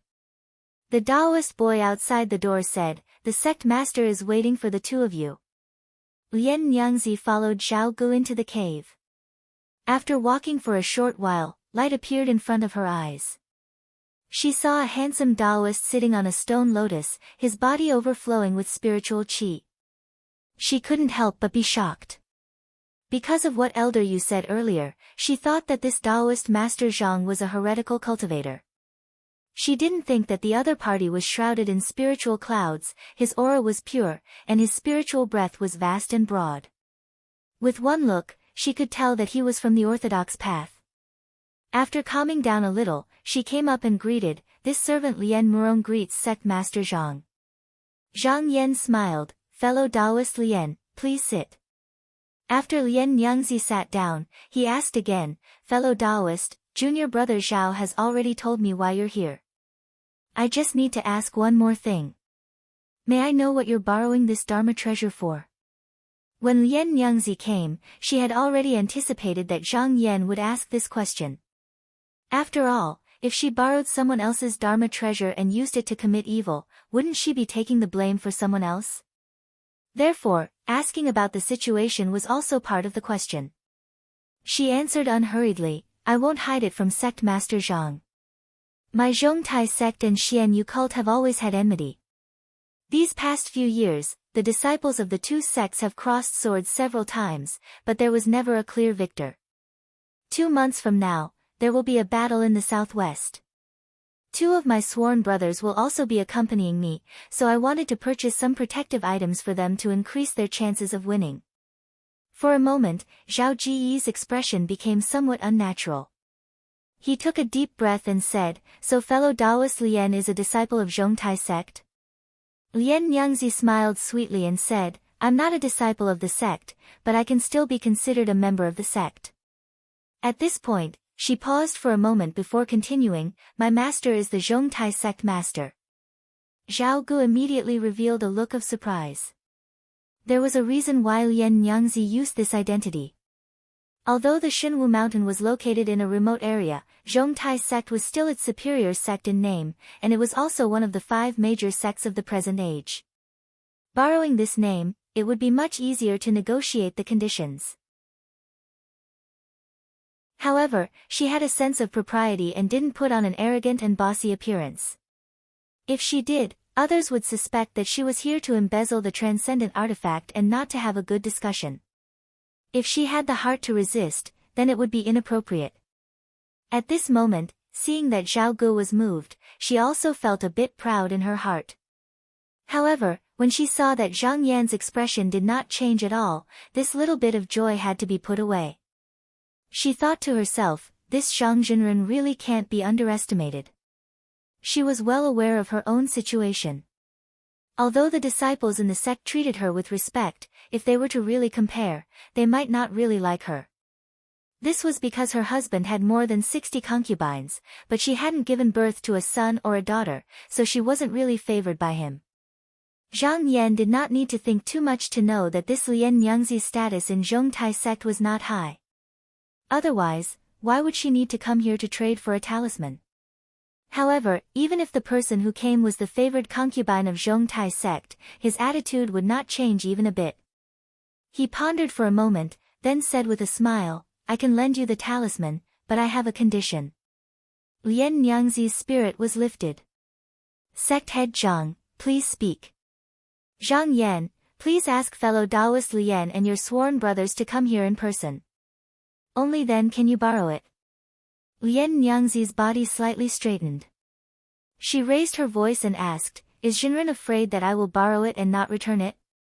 "No matter, I will just write down a contract." Zhang Yan smiled but did not say anything. Zhao Gu timely interjected, "This is the first time we have met fellow Taoist Lien, and we have not seen Lien Nyangzi and your sworn brothers. There is a layer of separation between us, so it will be difficult to explain when the time comes." Lien Nyangzi knew that the other party did not trust her, but even though she knew that this was the right thing to do, she still felt slightly uncomfortable. Moreover, she was very unwilling to do this. Originally, she could have done her 2 sworn brothers a big favor, but if the 2 of them came here in person, it would only be like acting as a middleman. Not only would the weight be much lighter than before, but it would also not win the 2's gratitude. She squeezed out a smile and said, "My 2 sworn brothers are diligently practicing Taoist techniques for the battle in 2 months, so they can't leave for the time being and have no time to come here. Could you make an exception?" Although she was talking to Zhao Gu, she looked at Zhang Yan. Zhao Gu calmly said, "There is no harm in waiting." When the two Taoists come, I will respectfully await your arrival. There is really no need to rush. Before Lien Nyangzi came here, she had also inquired about the deep cave sect's background, so she still had some confidence. Clearing her throat, she said, Jinren Zhang needs subduing lotus, I'm afraid 12 stalks are not enough. If I have enough time to calmly search for them, it would not be difficult to find dozens or even hundreds of stalks. Today, could you consider the friendship between Shenwu Mountain and my Zhongtai sect and give me some face? This, Zhao Gu suddenly felt a little uncertain. At this moment, Lien Nyangzi's bright eyes were staring at Zhang Yan. She said, when I came here, I heard that there seems to be some misunderstanding between Daoist Zhang and Daoist Hui Xian. To be honest, he and my master are brothers-in-law, so I can help to resolve the enmity. What do you think? Zhao Gu was a little startled and could not help but raise his head to look at Zhang Yan. Seeing that he did not say anything, he immediately knew what was going on and shook his head. This is my deep cave sect's matter, there is no need for Daoist Zhang to worry about it. Although Lien Nyangzi's position in the sect was not high, she was after all the Zhongtai sect leader's concubine. Wherever she went, everyone would give her some face, softly or forcefully said these kind words. Seeing that Zhao Gu still did not let go, she suddenly became a little impatient. She raised her eyebrows and said, with my identity, could it be that the two of you still do not believe me? Previously, Zhang Yan only watched from the side and let the two of them talk, but he had already seen that Lien Nyangzi was very unwilling to his proposal. He still needed to seize the time to cultivate, so he did not want to waste any more time. He smiled slightly and said, today, if the Zhongtai sect leader was sitting here, I would also reply the same. What a big tone. Lien Nyangzi turned her eyes over and her eyes suddenly became a little colder. Who did this person think he was? He was just a cultivator from a foreign continent, how could he be compared to my master? Could it be that he really thought I was easy to bully after I talked nicely? She snorted, stood up, and did not even say a word of farewell, just turned around and left. Zhao Gu could not help but be a little worried. He said, Xixiang, this woman is after all the Zhongtai sect leader's concubine. Now that we have offended her, I'm afraid there will be trouble in the future. Zhang Yan smiled faintly and said, Junior Zhao, if this Lien Nyangzi is really sincere, she would make a dharma oath on the spot, willing to be a guarantor for her two sworn brothers. Wouldn't that save a lot of words? Moreover, she did not mention how long it would take for her to borrow it, which means that she has no intention of returning the treasure. In the end, this woman's intentions are not right.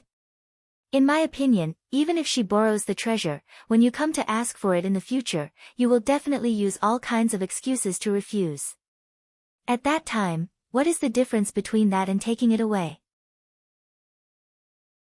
Zhao Gu thought carefully. If the other party was not bound by the oath, it was indeed possible that she would do so, and he would not be able to do anything about it. In his heart, he said, what Xixiang said is reasonable, this matter cannot be backed down even a little bit. At this time, he hesitated for a moment, then said, Xixiang, I have something to report here, this matter may be related to that Lien Nyangzi. After Lien Nyangzi left Sangzhu Peak, the more she thought about it, the angrier she became. She wanted to find someone to flatten the mountain gate of Cold Abyss, but now Zhongtai sect was busy dealing with Xianyu cult, where would they have the energy to care about this place? Even on a normal day, with her status, she would definitely not be able to do this. At this time, she suddenly remembered Elder Yu's words, and a trace of hatred flashed through her eyes. She turned around, gathered up her pill fiend, and headed south. Chapter 646. Elder Yu looked at Lien Nyangzi, who was still unable to calm down, and was secretly delighted. This woman and Zhang Yan's failed negotiation was exactly what he wanted. After all, he coveted those 3 transcendent artifacts and wanted to find an opportunity to obtain them. He was still thinking of finding an opportunity to incite his wife to take the lead, but now he didn't need to go through so much trouble. Lien Nyangzi said angrily, it's not like I'm asking for his magical weapon for free. At first, I wanted to talk nicely with him. If he was willing to agree, in the future, if anything happens in the Xinwu mountain, I don't mind coming out to help. But that Taoist Zhang is really despicable. He said that even if my master came, he would still say the same thing. It's really infuriating. At the side, Elder Yu advised with a smile, there's no need for Lady Lian to be calculative with these cultivators from the other continents. They seized an immortal city by a fluke, yet they really think they're someone important. They really don't know the immensity of heaven and earth. As I said earlier, as long as Lady Lian is determined, why would you worry about not being able to obtain those few transcendent artifacts? Lian Nyangzi suddenly hesitated and said, I heard that Chu Changji once found 4 Yuanian cultivators to fight with this person, but in the end they were defeated and fled. Presumably he has some skill, so I came to ask Old Yu for some advice. Old Man Yu waved his sleeve with a smile and chuckled. Rumors are inevitably exaggerated. Lady Lian, there's no need to overestimate this person. Isn't that Chu Changji completely unharmed?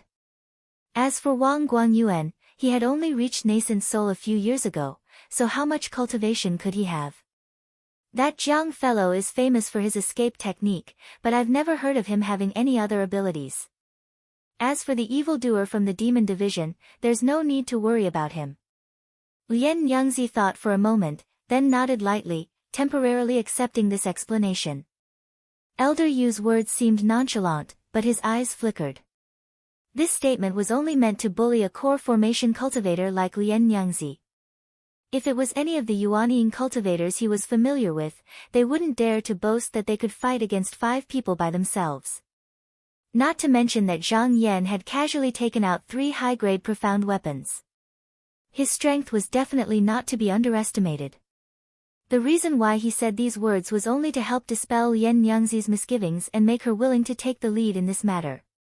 He only needed to wave the flag and shout from the side, there was no need to rush forward, as long as he could do it. That would be the best. Even if they failed, they would be able to escape unscathed. Lian Nyangzi frowned and thought for a while. In the end, she sighed and said, AI. That was what he said. However, the Xianyue sect was going against the old master. The number of people I can invite now are few and far between. I'm afraid I won't be able to make a move on this person for the time being. Elder Yu laughed heartily. Wife Lian, how can there be no one? Yong Fu of Yi Mountain sect was robbed of his position as the ruler of the immortal city. Could it be that he didn't want to take it back? Chu Changji had been expelled from the family. Could it be that he didn't want to get back at her? Let's talk about that Hui Xian old ancestor. I don't believe that he would let go of the grudge of killing his disciple. Even if he can't attack himself, he would be willing to borrow 1 or 2 magical treasures to deal with that priest Zhang. Lian Nyangzi thought about it carefully and shook her head, saying, it is not appropriate to look for Chu Changji, it will be very easy for others to use against us. Elder Yu smiled again and said, that's fine. I'm not talented, but I know quite a few fellow Taoists. When the time comes, I can invite them all to help. As long as we put on a show of trampling over their sect, even if we don't really attack, we can still make them bow their heads. When Lian Nyangzi heard him say this, her eyes brightened. How long will it take for Elder Yu to arrange this? Elder Yu changed his mind and said, there's no rush. If we go look for them now, they will definitely be on guard. Why don't we wait a while more? Anyway, the magical treasures won't be able to escape. Lian Nyangzi bit her lip. But in this way, those 2 magical treasures won't be able to land in the hands of my sworn brothers. Elder Yu coughed dryly and said, wife also knows that this is an extraordinary time. Contacting people isn't something that can be done in a day. Besides, to invite these people, it is inevitable that we will have to give them some benefits. As long as a spiritual master Yuanying had some cultivation, most of them would be in charge of a city or a sect.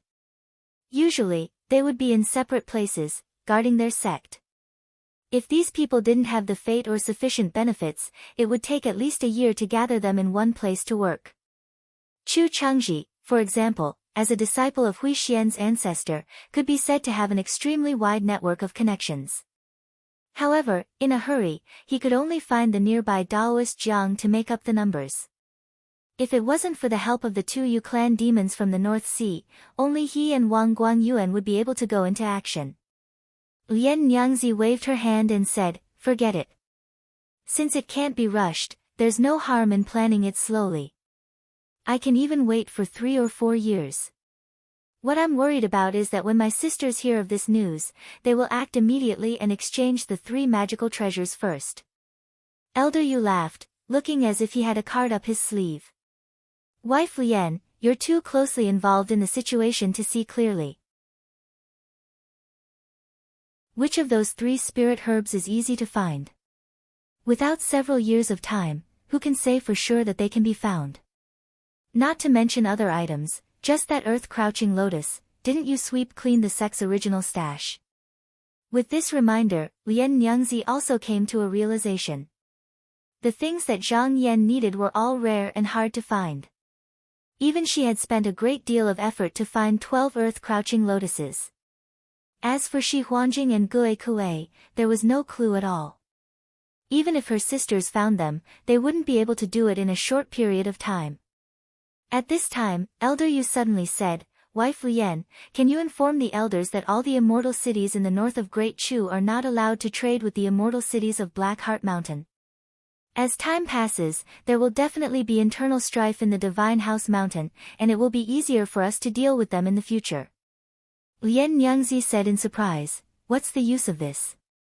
If the north can't trade, won't they go to the southern immortal cities to search?"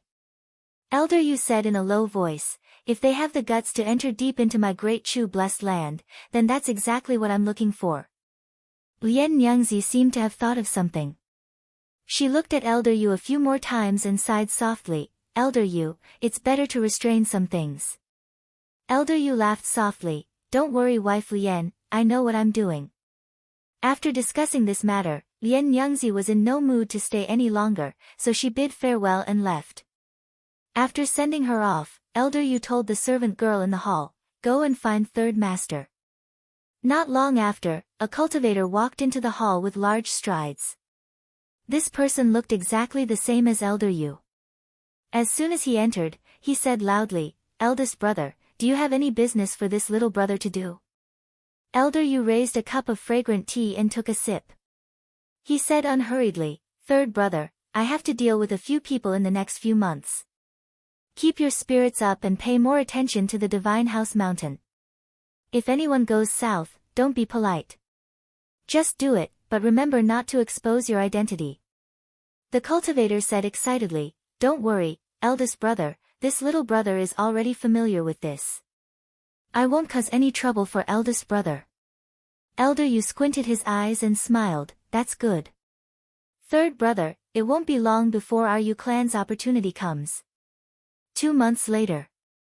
Zhang Yan was teaching a few disciples to deduce the runes inside the cave when he heard a boy report that Chu Mu Ran was outside asking to see him. He dismissed the disciples and ordered the boy to call him in. Chu Mu Ran's face was full of worry. After entering the hall, he first bowed and said, "Senior brother, I don't know what happened in the last few months. The immortal city of Chu has broken off trade with our Ink Heart Mountain." Zhang Yan's expression was normal.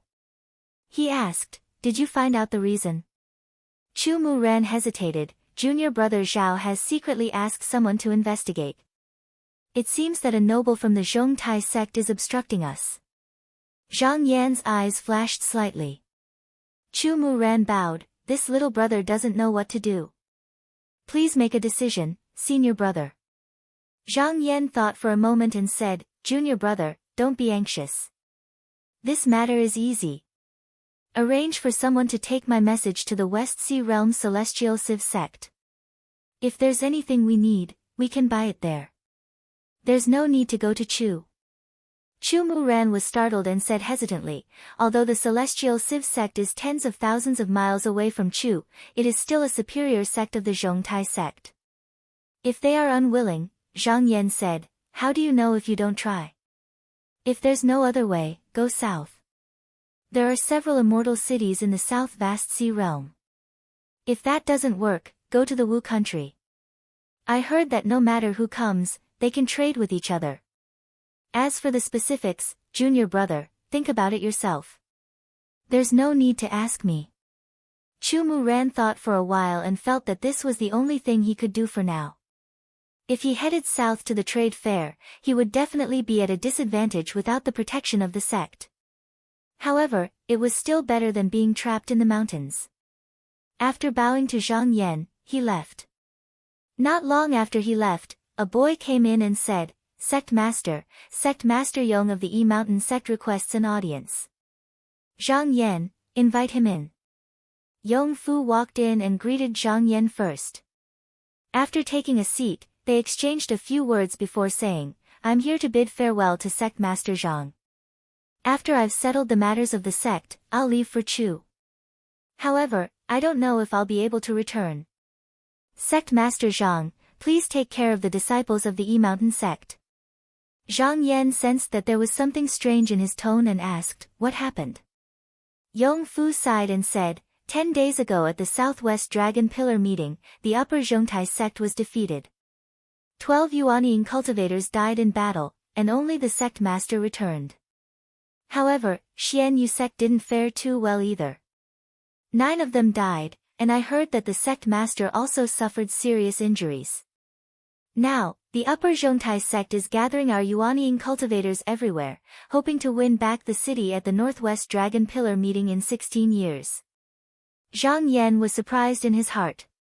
According to his knowledge, with the ability of the Zhongtai sect and the strength of the entire sect, they were able to gather around 40 to 50 nascent soul cultivators, yet they'd lost over 20% of their forces in a single battle. It could be said to be an extremely horrifying battle.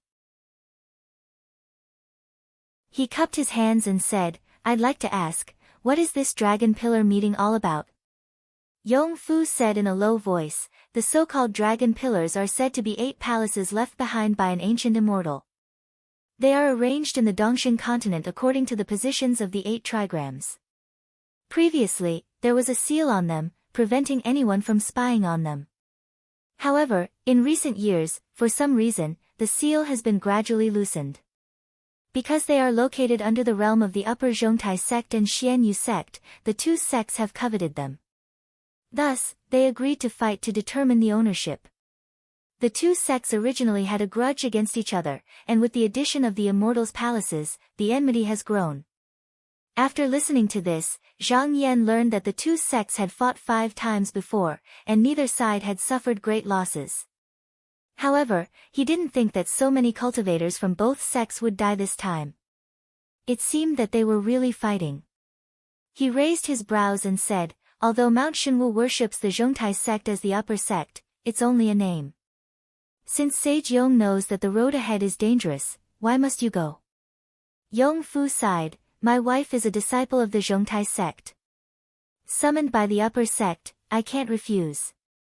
He paused, then smiled wryly. I heard that the Xingkang City sect master along the coast of the western lands disobeyed orders and was captured by the sect master. Stone tablets were used to suppress him in a cave. With the precedent set, how could I dare to disobey?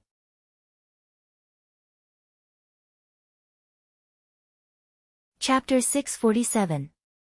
Lady Lian had wanted to wait for a few months, and after the Southwest Dragon Pillar gathering, she would gather her people and go to the Shenwu mountain to find trouble with Zhang Yan. However, she did not expect that the Zhongtai sect would lose so miserably this time, and even her 2 sworn brothers died in the formation. She had lost 2 great helpers in one go. Even though she still had the support of her clan members, her status in the sect had also plummeted. Some of the concubines who didn't get along with her usually saw an opportunity to find fault with her. Under such circumstances, she did not want to give others a handle, so she restrained herself a lot and shut herself in the door, not mentioning anything about the treasure snatching. Without a leader, Elder Yu would not be stupid enough to rush forward alone, so the matter was put aside just like that. No matter how bloody the battle between the 2 sects was, it had nothing to do with Zhang Yan. Taking advantage of the rare peace and quiet, he polished his skills in the cave every day, refining Jun Yang's essence, and occasionally came out to teach the secrets of cultivation methods to his disciples. Just like that, 16 years passed peacefully in a flash.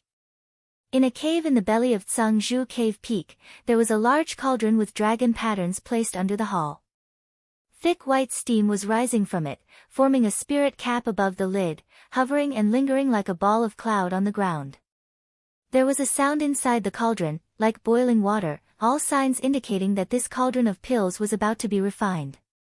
Zhang Yan sat on the high platform in the north, with Daoist Wen and Zhao Gu on his left and right respectively. Other than the two of them, there were 3 other disciples standing under the hall, looking at the cauldron nervously.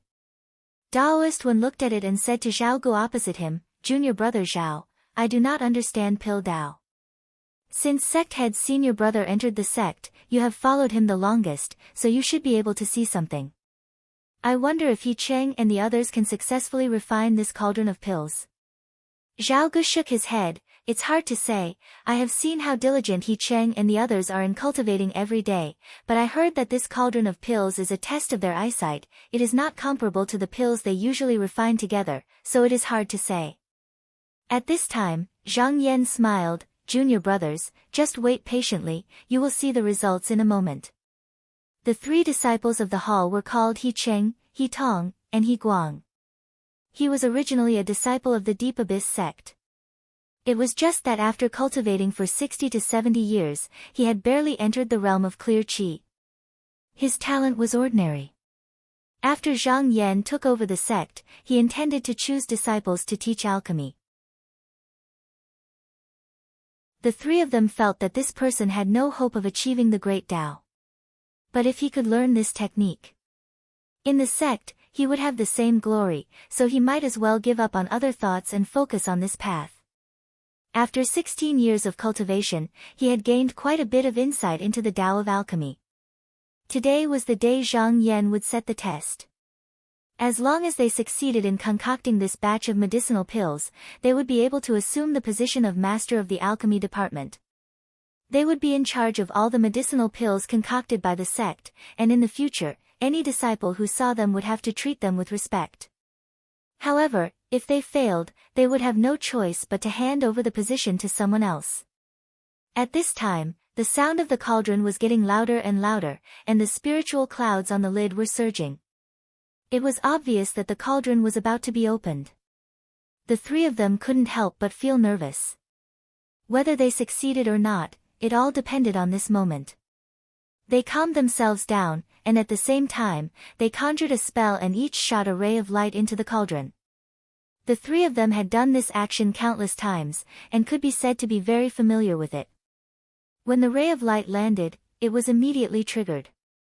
After a short while, a sound of gold and jade colliding was heard, and the lid of the cauldron was pushed out by a gust of clear air.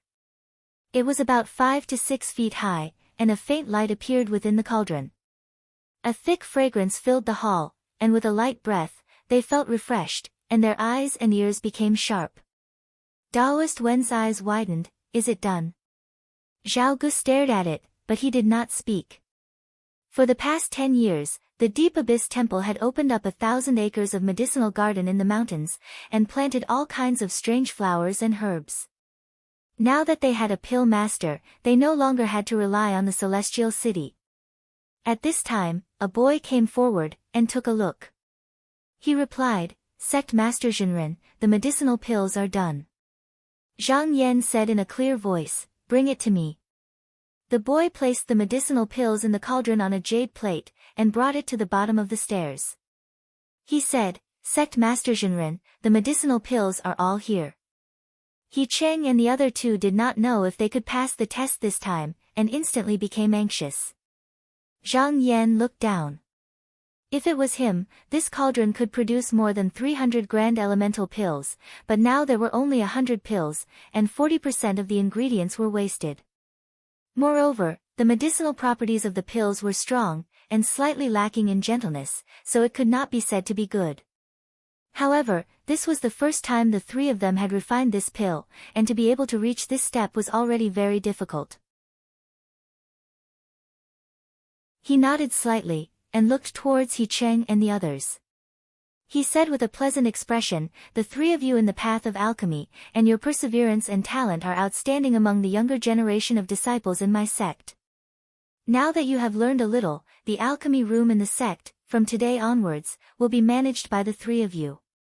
When He Cheng and the other two heard this, they were overjoyed, and knelt down to thank him. Zhang Yan also gave them some words of encouragement, and then ordered them to leave.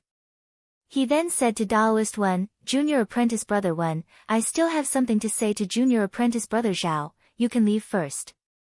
Daoist Wen did not mind, and readily got up. Just as he was about to leave, he seemed to have thought of something, and turned around to say, Senior Apprentice Brother, recently there have been many people from outside the mountain who came to ask to be our disciple. There is a boy, only about 10 years old, but he actually traveled thousands of miles by himself. Previously, Senior Apprentice Brother Chu wanted to take him as a disciple, but who knew that he was not willing, saying something about not bowing to anyone other than the sect master.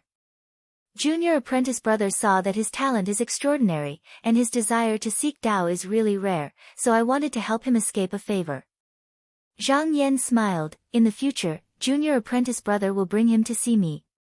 Daoist Wen was overjoyed, and he bowed, then nodded to Zhao Gu, and left the cave.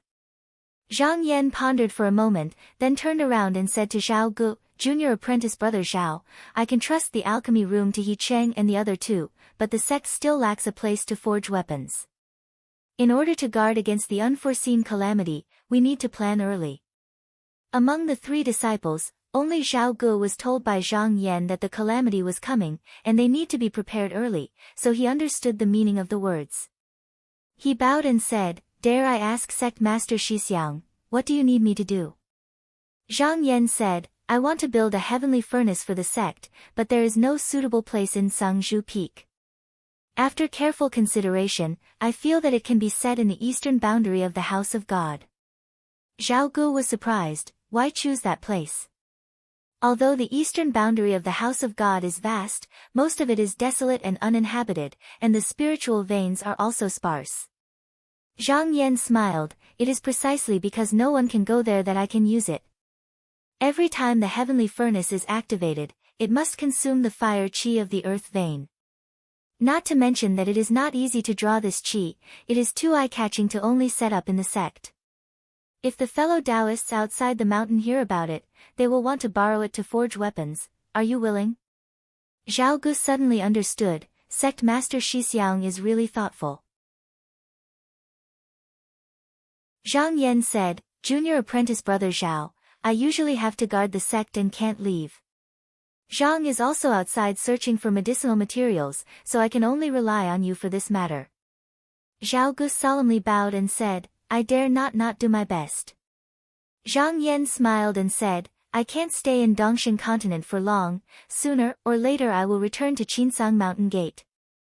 Before I leave, I still need to choose a leader. However, for us Taoists, cultivation is the foundation, otherwise it will be difficult to convince the masses. Junior Apprentice Brother Zhao, you must remember to be diligent. After listening, Zhao Gu was silent for a moment, then he bowed deeply to Zhang Yan. Zhang Yan nodded. Shen Baishuang's 3 registered disciples each had their own strengths and weaknesses. Chu Mulan was indecisive, but when it came to handling mundane affairs, he had his own methods. Although Daoist Wen had the highest mana among the 3, his personality was too unyielding. Only Zhao Gu had a steady temperament and was also the most talented, with the hope of achieving Yuanying. He was the next person Zhang Yan favored as the next leader. As the two of them were talking, a flying sword suddenly flew into the hall, heading towards Zhao Gu. He looked around and reached out to receive it. First, he apologized to Zhang Yan, then opened it to take a look. Unconsciously, his expression froze, and he raised his head to say, Sect Master Shixiang, this is a letter from Mount Yi Sect. It says that Jinren Yong fought with someone at the Dharma assembly the day before yesterday. Because he was no match for his opponent, he has already passed away. As he said this, he handed the letter over. Zhang Yan raised his eyebrows and reached out to receive it. Only after reading it carefully did he understand the details. As it turned out, the day before yesterday had been a meeting between the Xianyu sect and the Zhongtai sect's northwest dragon pillar. This time, the Zhongtai sect master had brought a total of 16 Yuanying cultivators.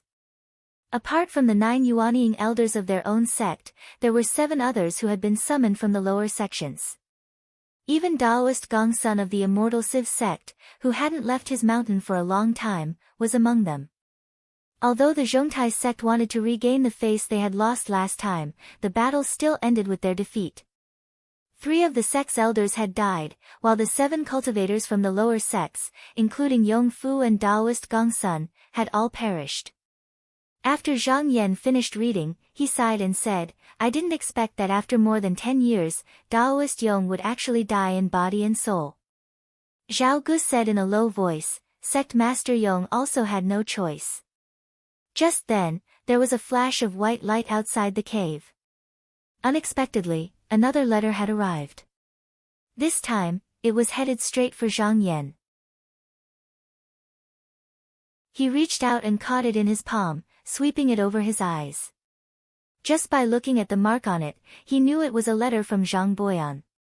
In the past 16 years, the 3 profound artifacts had been placed in the floating tower with no one coming to trade for them. As a result, Zhang Boyan was still running around outside, searching for spiritual plants. Zhang Yan thought that there should be a clue. He opened the letter and skimmed through it. He discovered that it wasn't about this matter, but was still related to the Dragon Pillar Assembly. In order to compete with the Xianyu cult for the Dragon Pillar Palace, the Zhongtai sect had already experienced a total of 7 Dragon Pillar Assemblies. However, 16 years later, there would be another battle. This battle was especially crucial. If the Zhongtai sect won, they could fight to a draw. If they lost, they would have no hope at all. However, after experiencing 2 crushing defeats, the Zhongtai sect's vitality was greatly damaged. Not only were the sect's elders unwilling to fight, but the cultivators from the lower sects were also in danger. Under these circumstances, the Zhongtai sect master knew that it wasn't good to force too much. However, he was afraid that there would be no one available for the final assembly. As a result, he came up with an idea. He would use all kinds of rare treasures to recruit experts. It didn't matter which sect they were from, even if they were from an evil sect or a demon cultivator from the outer sea, as long as they were willing to fight for the Zhongtai sect, they would be treated as an honored guest and granted their requests. Seeing this, Zhang Yan's eyes flashed. Zhang Boyan had found quite a few ghost sunflowers and hidden earth lotuses over the years, but he still hadn't found the Shijing.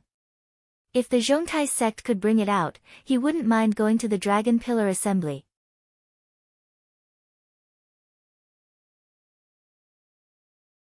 Chapter 648. There were still 16 years until the gathering of the Dragon Pillars. Zhang Yan thought that he did not need to be in a hurry. Because there was nothing to disturb him in recent years, he felt that his cultivation progress was quite fast. In another 7 to 8 years, he would be able to raise his cultivation to the next level. At that time, it would not be too late to go. After he finished discussing with Zhao Gu, he stepped out of the cave. He looked up and saw that it was already the first hour of the day, the sky was already dark, the mountain in the distance was hazy. He leaped up and returned to the cave on the peak of the mountain to circulate the Junyang essence. Very quickly, the night passed and he woke up from his meditation. It was dawn and the sun was about to rise. Remembering what Priest Wen said before he left yesterday, he told Jingyu who was accompanying him, "There's a boy in the lower house who has traveled thousands of miles to be apprenticed to me. Bring him up the mountain to see me." Jingyu acknowledged and immediately left the cave. He boarded a flying boat and went down the mountain. The Hanyuan lower courtyard was located at the foot of Tsangzhu Peak, about 10 miles away from the main mountain gate. When Zhang Yan first gave the order to build the lower courtyard, there were only a few bamboo houses because there were very few disciples. As more and more disciples came to join the lower courtyard, the Hanyuan lower courtyard gradually expanded.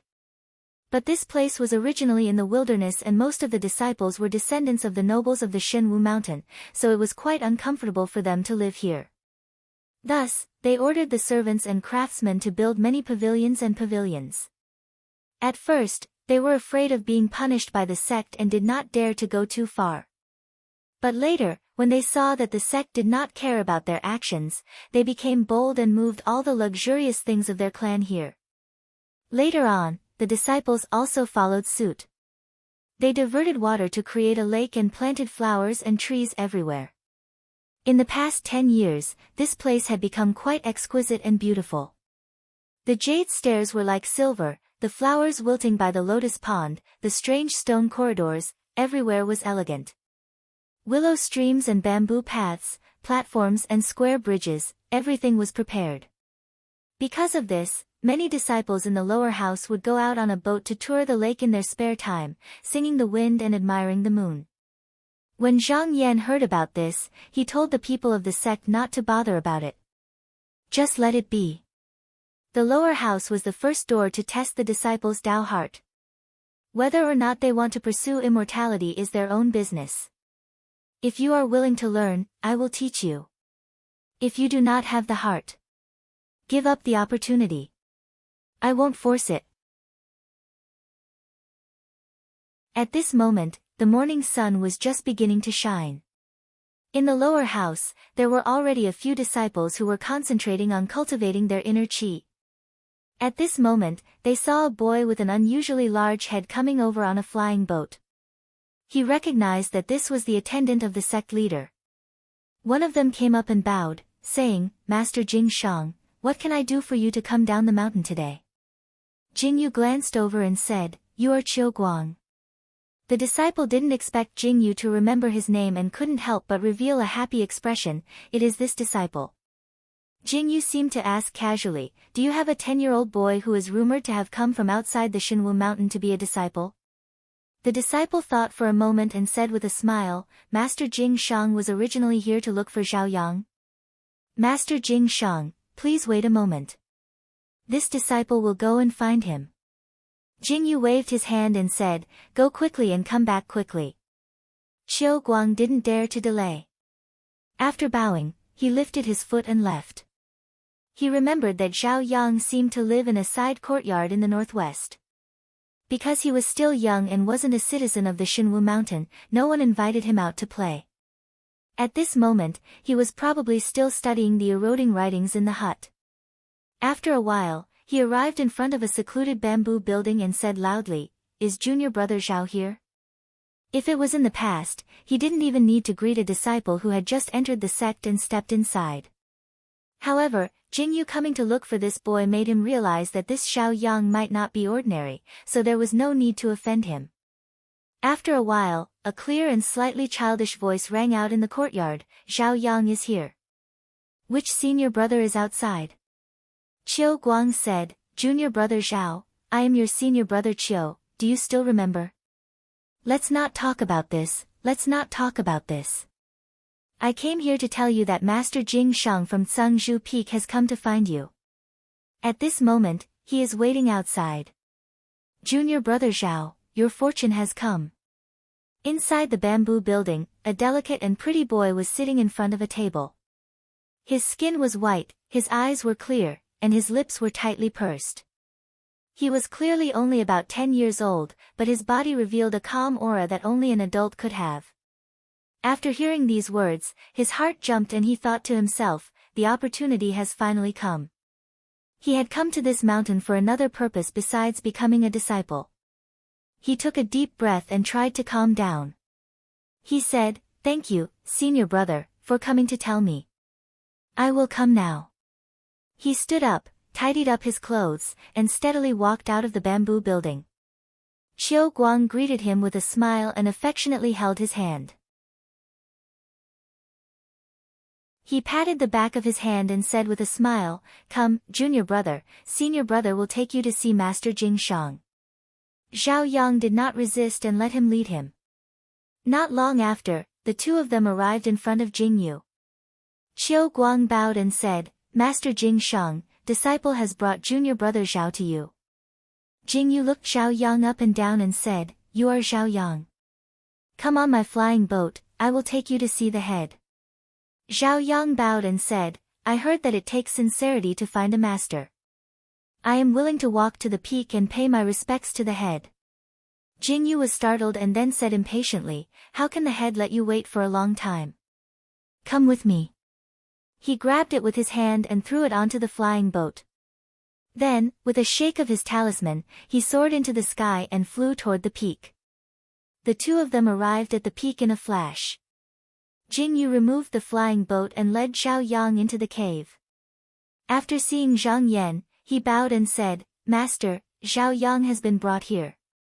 After Zhao Yang entered the cave, he saw a Taoist sitting on a praying mat. He knew that this was the head of the sect. His heart surged but he quickly suppressed it. He knelt down and said, Disciple Zhao Yang greets the head. Zhang Yan looked over and looked at him. He said slowly, You are the one who rejected junior brother Wen's good intentions and wanted to be my disciple. Zhao Yang's heart was perturbed. He lowered his head and said, Yes, I am. Zhang Yan said indifferently, Every disciple under my Hanyuan school must first practice the scripture of cleansing breath in the lower house. Once they have mastered it, they can then enter the upper house to open their meridians. This rule cannot be broken. If you want to be my disciple, you must be with your peers in the lower house and cultivate step by step. That is why I cannot accept you. Considering that you have traveled over mountains and rivers to come here, your Tao heart is strong and you have been recommended by junior brother Wen, I will make an exception to meet you. Go back and cultivate well. Zhao Yang was stunned. He was only 10 years old.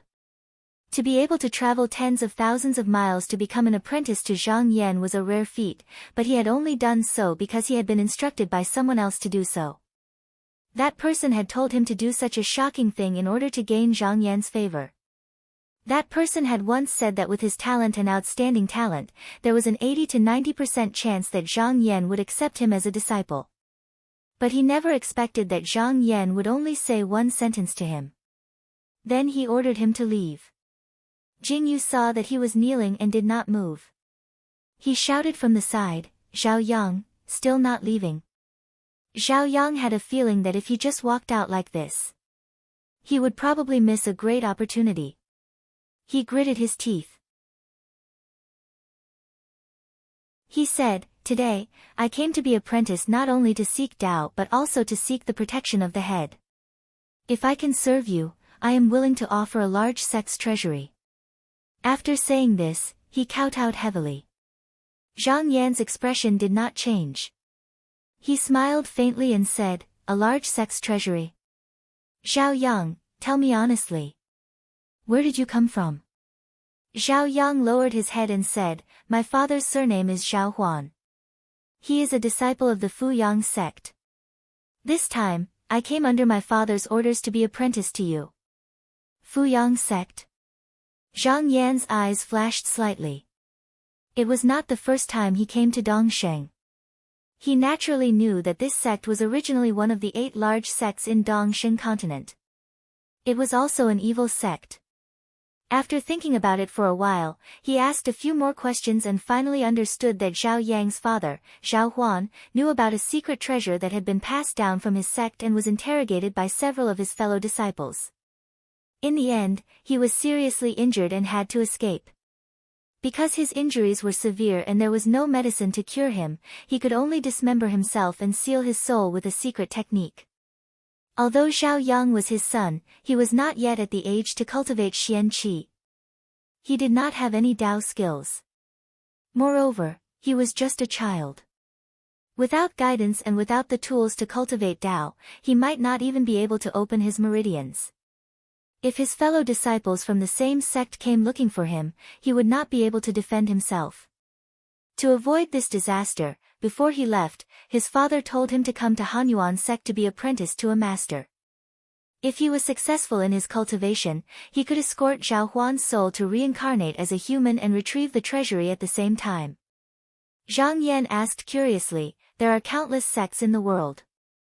Why did your father tell you to come alone to Shinwu Mountain to be apprenticed to me? Zhao Yang answered honestly, because sect leader Zhenren exchanged the 3 Xian weapons for spiritual herbs.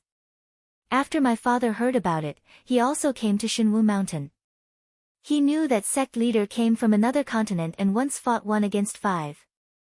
Your cultivation is profound and cannot be compared to ordinary people. So he ordered me to come and be apprenticed to you. This was only the surface reason. Fu Yang's sect had made many enemies in the past and there were not many people they could trust. Zhang Yan was a cultivator from another continent and had no enmity with his sect. If his identity was exposed, he would not take his life. Zhao Yang kowtowed and said, if sect leader Zhenren is willing to accept me as a disciple, I am willing to offer the treasury in exchange for a chance. He was very afraid that Zhao Huan's fellow disciples would find him. If he was just a normal disciple of Han Yuan's sect, even if he was captured, the sect would not stand up for him. But if he became the sect leader's disciple, it would be different. With Zhang Yan's cultivation, he would be able to protect him. Although the treasury was good, he needed to be alive to enjoy it. Instead of holding it in his hands, it was better to exchange it for a chance.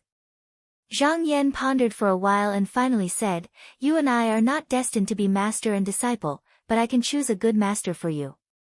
You can leave first. When Zhao Yang heard that he couldn't become Zhang Yan's disciple, he couldn't help but feel a little disappointed. But then he thought about it again.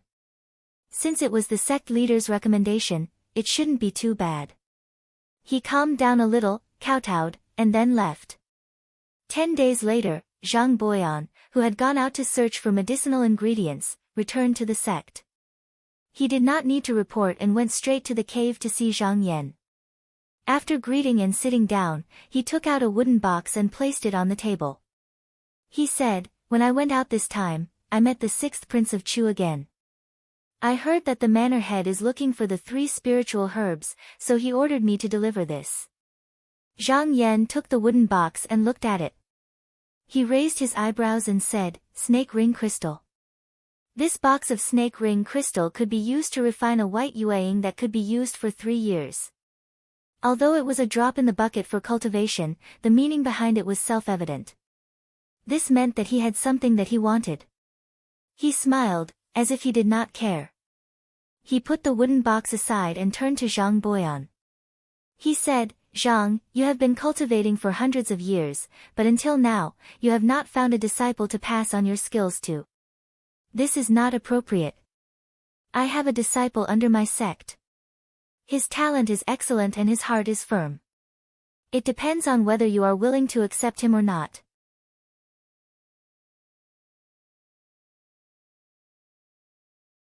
Chapter 649.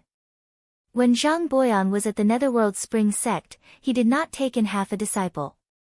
After becoming a foreign official under Zhang Yan, he thought that if he reincarnated in the future, at worst he could rely on the protection of Zhao Nether Mansion. It might not be a bad way out, so he never thought about it again. Now that he heard that Zhang Yan had taken the initiative to find a disciple for him, and that his words were quite extraordinary, he was surprised at first. Then, he was a little moved. He replied, if the manor head chooses a disciple for me, then he must be a good one. Zhang Yan smiled and said, good or bad, it's up to me. We cultivators also pay attention to the fate of master and disciple. This matter still needs Zhang to decide. He said to Jingyu, go bring Zhao Yang here. Jingyu responded and quickly left the cave, riding the wind down the mountain. He came and went very quickly.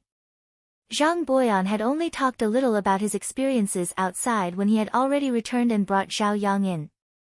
After entering the cave, Zhao Yang hurriedly knelt down to pay his respects. When Zhang Boyan saw this, his eyes shone with a strange light. He stood up and walked forward, reaching out to touch the back of Zhao Yang's neck, not opening his mouth to speak. His appearance was extremely ferocious. His hands were rough and hard like an old tree. When he gripped the joints, there was a cracking sound. It was rare that Zhao Yang was not afraid at all. His calm appearance did not seem like a 10-year-old boy at all. Zhang Boyan took 2 steps back, a green light flashing in his eyes. He snickered and said, this talent is not something a normal person can obtain. Xiantian is already rare and valuable, and he has been soaked in good spirit liquid since he was young. All his meridians are unobstructed. This child's elders must be among my cultivators.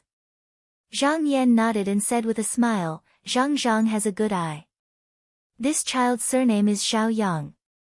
His father was originally a cultivator of this continent's Fuyang sect.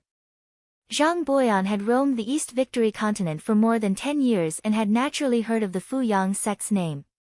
His thoughts changed and he asked, Manor Head, do you have anything to say? Zhang Yan smiled and said, I don't need to explain the reason behind it. Fellow Taoist can ask Xiao Yang later and you'll know. Xiao Yang was very intelligent. Seeing this, he had more or less guessed that Zhang Boyan was the master that the sect leader had found for him. He knelt down and said, Disciple greets master. Zhang Boyan laughed. He saw that Xiao Yang was very quick-witted and was very satisfied. Xiao Yang was still unable to cultivate inner qi due to his age. There was nothing strange about it. However, once they embarked on the path of cultivation, he cupped his hands and said, Many thanks, Manor Head. I want this disciple. Zhang Yan said to Jingyu, I still have something to say to Zhang Zhang. Take Xiao Yang down and find a cave for him to stay in. Jingyu stepped forward and patted Zhao Yang's shoulder, saying, Junior apprentice brother Zhao, come with me. Zhao Yang bowed to the two people in the cave again, then stood up and followed them out. Outside the cave, he lowered his head and cupped his hands, saying, Senior apprentice brother Jing, I have just entered the sect and don't know many rules. In the future, I will need senior apprentice brother's guidance. Jingyu thought that this junior apprentice brother was very sensible. He shouldn't look down on him because of his young age, so he might as well do him a favor, saying, In the future, you are not an outsider, so you don't need to be so formal. Although Jinren is a guest of Master, Master has always treated him with respect. If you follow Jinren, you will also have to return to the sect in the future. You have to grasp this opportunity. Zhao Yang carefully asked, Senior apprentice brother, are we going to leave this place? Jingyu smiled mysteriously, saying, You will know when the time comes. Inside the cave, Zhang Yan said, Zhang Zhang, it's good that you are back.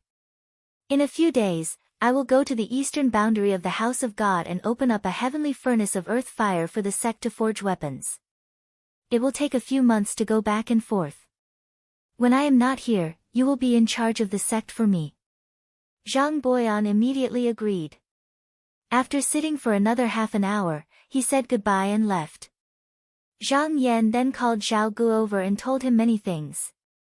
When there was nothing else to arrange, he left the cave, riding the strong wind, and headed east. This time, because the heavenly furnace of earth fire was not in the sect, he needed to find a safe and secluded place.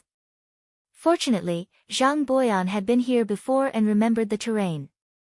So this time, he only needed to follow the map. Zhang Yan did not use his sword ray, but rode the wind in the clouds. After 3 days, the terrain in front of him bulged and a high ground appeared. It was shaped like a square table, facing a high cliff in the southwest. The two were separated by a ravine. Below the ravine was luxuriant grass, and everything was grayish-yellow. A few miles to his right, there was another scenery. A gurgling mountain spring seeped out from the cliff, and mist filled the air. Even from far away, he could feel the coolness. On the hill, there was a banyan tree that was 1,000 feet tall. Its crown was unusually large, and its branches were luxuriant. The old vines at its base were full of fallen leaves. The east of the house was mostly barren land, but this place was very unique. As he was flying, a grayish-white circle of light suddenly flew out from under the banyan tree. A female cultivator came out from inside. Her face was like a hibiscus, her skin was white, and her body was curvy. She wore a peach-colored long dress, and a light muslin draped over her shoulders. She held a bamboo basket in her hand, which was covered with a red cloth. The woman seemed to have come out coincidentally, and when she saw Zhang Yan's light, her expression tensed. She did not say anything, but looked at him with a bit of vigilance. Zhang Yan suddenly remembered that Zhang Boyan seemed to have met the disciple of the heretical sect here. In order to avoid the pursuit of the 5 great sects, he was living in seclusion here. Looking at the woman's appearance, he felt that she was similar to the description, so he greeted her and asked, "Is it Lady Che in front?" The woman took a few steps back and frowned, "Who are you?" "I haven't seen any guests for a long time, so where did you hear my name?" Zhang Yan smiled and said, "I'm the person in charge of the West Godly House Immortal City. I happened to pass by here, and I heard Zhang mention Lady Che before, so I know you." When Lady Che heard him introduce himself, she seemed to be relieved. She put her hand on her chest and said, "You scared me, I thought it was some enemy who came looking for me." "So it's Sect Master Zhang. I heard Zhang Boyan mention you before. Your Sect Master Hanyuan is really interesting. Why don't you stay in the Immortal City and come to this barren mountain instead?" When Zhang Yan saw that she was in a hurry, he smiled and asked, "May I know where you are going in such a hurry, fellow Che?" Lady Che was obviously in a good mood, so she didn't hide anything and said, "A few days ago, I received a letter from my sister saying that the sect master of Zhongtai sect is recruiting cultivators from all over the world. Even those from the heretical sects are welcome. Since I have some cultivation, I want to give it a try. It's better than staying in this damned place and not seeing a single person." Zhang Yan cupped his fist and smiled, "Then I wish you a pleasant journey, fellow Taoist." Lady Che also smiled and said, "I'm in a hurry to meet my sister. Fellow Taoist Zhang, I'll take my leave now. We'll meet again if fate allows it." When she finished, she bowed and turned into a ray of rainbow light, flying into the sky. Zhang Yan took a few glances at her and pondered for a moment. Then, with a wave of his sleeve, he stirred up a gust of wind and disappeared into the distance. Tens of thousands of miles to the north of the Divine House Mountain, there was an island that occupied an area of 10,000 hectares. This place used to be the palace of the Celestial Civ sect, but it was later occupied by the demonic Python tribe from Donghua and became their abode. The scenery of this island was extremely unusual. The island was surrounded by dikes, and fine white sand was spread out in a gentle slope, encircling a lake. The lake was clear and crystalline, and at this moment, there were thousands of giant pythons rolling and playing in the water. When the sun shone on their brightly colored scales, it would occasionally emit light. If there were mystic cultivators watching from 100 miles away, they would see a towering demonic aura rising into the sky like smoke, condensing and not dispersing, covering the entire ocean. On one side of the lake, there were 2 cultivators standing. The one in the lead was around 40 years old, with phoenix eyes, a jade-like face and a long beard. He wore a black cloak with silver threads, a pair of cloud-climbing shoes, a wind-repelling immortal crown, and a string of beads hanging down from his temples. In his hand, he held a 3-foot-long jade scepter. This person was the tribe leader of the Python tribe, Luo Jiangyu. After losing the Battle of the 3 Pools, the Python tribe moved to this Beima ocean world, and the old demon, Luo Mengzi, was cultivating in seclusion and didn't care about the outside world, so he took over the position of tribe leader. At this moment, he was staring at the lake beneath his feet. After a while, he nodded and said, "This time, there are a total of 32 tribe members who can transform, and 7 of them can choose to cultivate the mystic technique of the Qi path. This is more than half of the previous time." The person standing beside him was called Luo Dongchuan, and he was his tribe brother. This person was tall and sturdy, with a thick beard and a wide face. His eyes were full of spirit, and he was full of spirit. However, even though he had also cultivated the Yuanying technique, his cultivation was far from Luo Jiangyu's. At this moment, he added, "Fortunately, the Celestial Civ sect has accumulated a lot of resources. They filled this lake with spiritual herbs and nourished it for 100 years. The children can use this to refine their bodies day and night, and save tens of years of cultivation. For a demonic cultivator to transform, even if they were talented, they would usually need more than 100 years of cultivation before they could cultivate the mystic technique." Previously in the Donghua continent, the disciples of the Python tribe, other than the main bloodline, had to rely on hard work. Until they came here, because they occupied the celestial Civ sect, even the savings of thousands of years were all given to them. That was why they took out such a large sum of money to refine the whole lake into a medicinal pool for all the disciples to cultivate. Luo Jiangyu looked for a while, then suddenly turned his head and asked, I have been in seclusion for more than 10 years. Have you found out the origin of the person who killed the two Yu brothers? Luo Dongchuan was taken aback. He was caught off guard and stammered, other than that person's surname is Zhang, and he came from another continent, I don't know anything else. Luo Jiangyu frowned and said, before I went into seclusion, I ordered you to investigate. After so many years, have you still not found anything? Luo Dongchuan said in a low voice, Big brother, after this person came to the Divine House Mountain, he did not come out. Even the disciples rarely saw him. It is doubly difficult for us to investigate. In fact, what he said was just an excuse. The Yu brothers were demonic cultivators that were subdued after they came to the Northern Sea domain.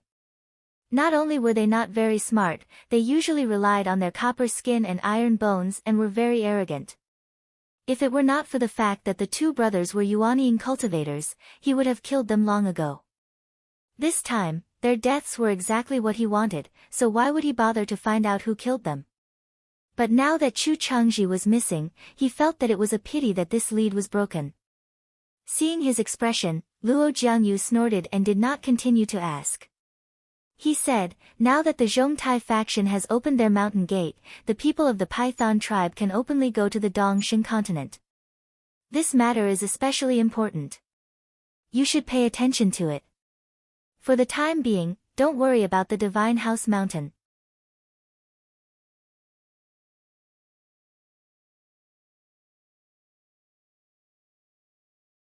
However, it was enough for him to fly for half a month, which was why Zhang Yan was not anxious. After another day, he suddenly heard a strange noise and opened his eyes to look to his left. One of the banners ignited without any fire and turned into a pile of ashes in an instant. His expression changed. He pinched his fingers and calculated. A moment later, he smiled and said, this saves me a lot of trouble. Just now, the smoke crane was actually being burned by the fire chi. That was why the banner was instantly burned. This meant that this cave could reach deep into the earth. This was a good thing for him, as it would make it much easier for him to draw out the earth fire. He stood up and turned into a ray of sword light, shooting down into the cave like lightning. Previously, he had already tried to find out that there was nothing wrong with the cave, so he flew very quickly. In less than 2 hours, he felt as if he had entered a furnace. The walls were red, sparks flew everywhere, and dust filled the air. There was a protective glow around his body. His skin felt hot, and his hair felt like it was about to burn. He knew that he was just now, where the smoke crane touched the earth fire. Not only was the fire chi fierce, but it was also accompanied by the fire chi of the earth lung. If a cultivator with a lower cultivation level was burned by this chi, their skin and flesh would be instantly burned. If they breathed in a little, their internal organs would be burned. With Zhang Yan's current cultivation level, he wasn't afraid of it. However, if he wanted to craft weapons, he wouldn't be able to do so. Therefore, he needed to use a few methods to suppress it. He waved his sleeve, and a huge piece of wood that was 100 feet long flew out. This piece of wood was called Qingming wood, a precious material that was as famous as the dark vermilion wood. Just a broken piece of wood could burn for hundreds of years without extinguishing. It could also get rid of evil and retain good. This time, he wanted to use it to draw out the earth fire and eliminate the fire chi. He took out an apricot yellow talisman paper and forced a drop of blood from the tip of his finger. He drew an incantation on the talisman and patted it on the wooden stake. With a light push, the wooden stake was sent deep into the cave. Then, he stood at the same spot and focused his senses. After a while, he realized that the talisman had turned into ashes and flew away. He knew that he had reached the end of the cave.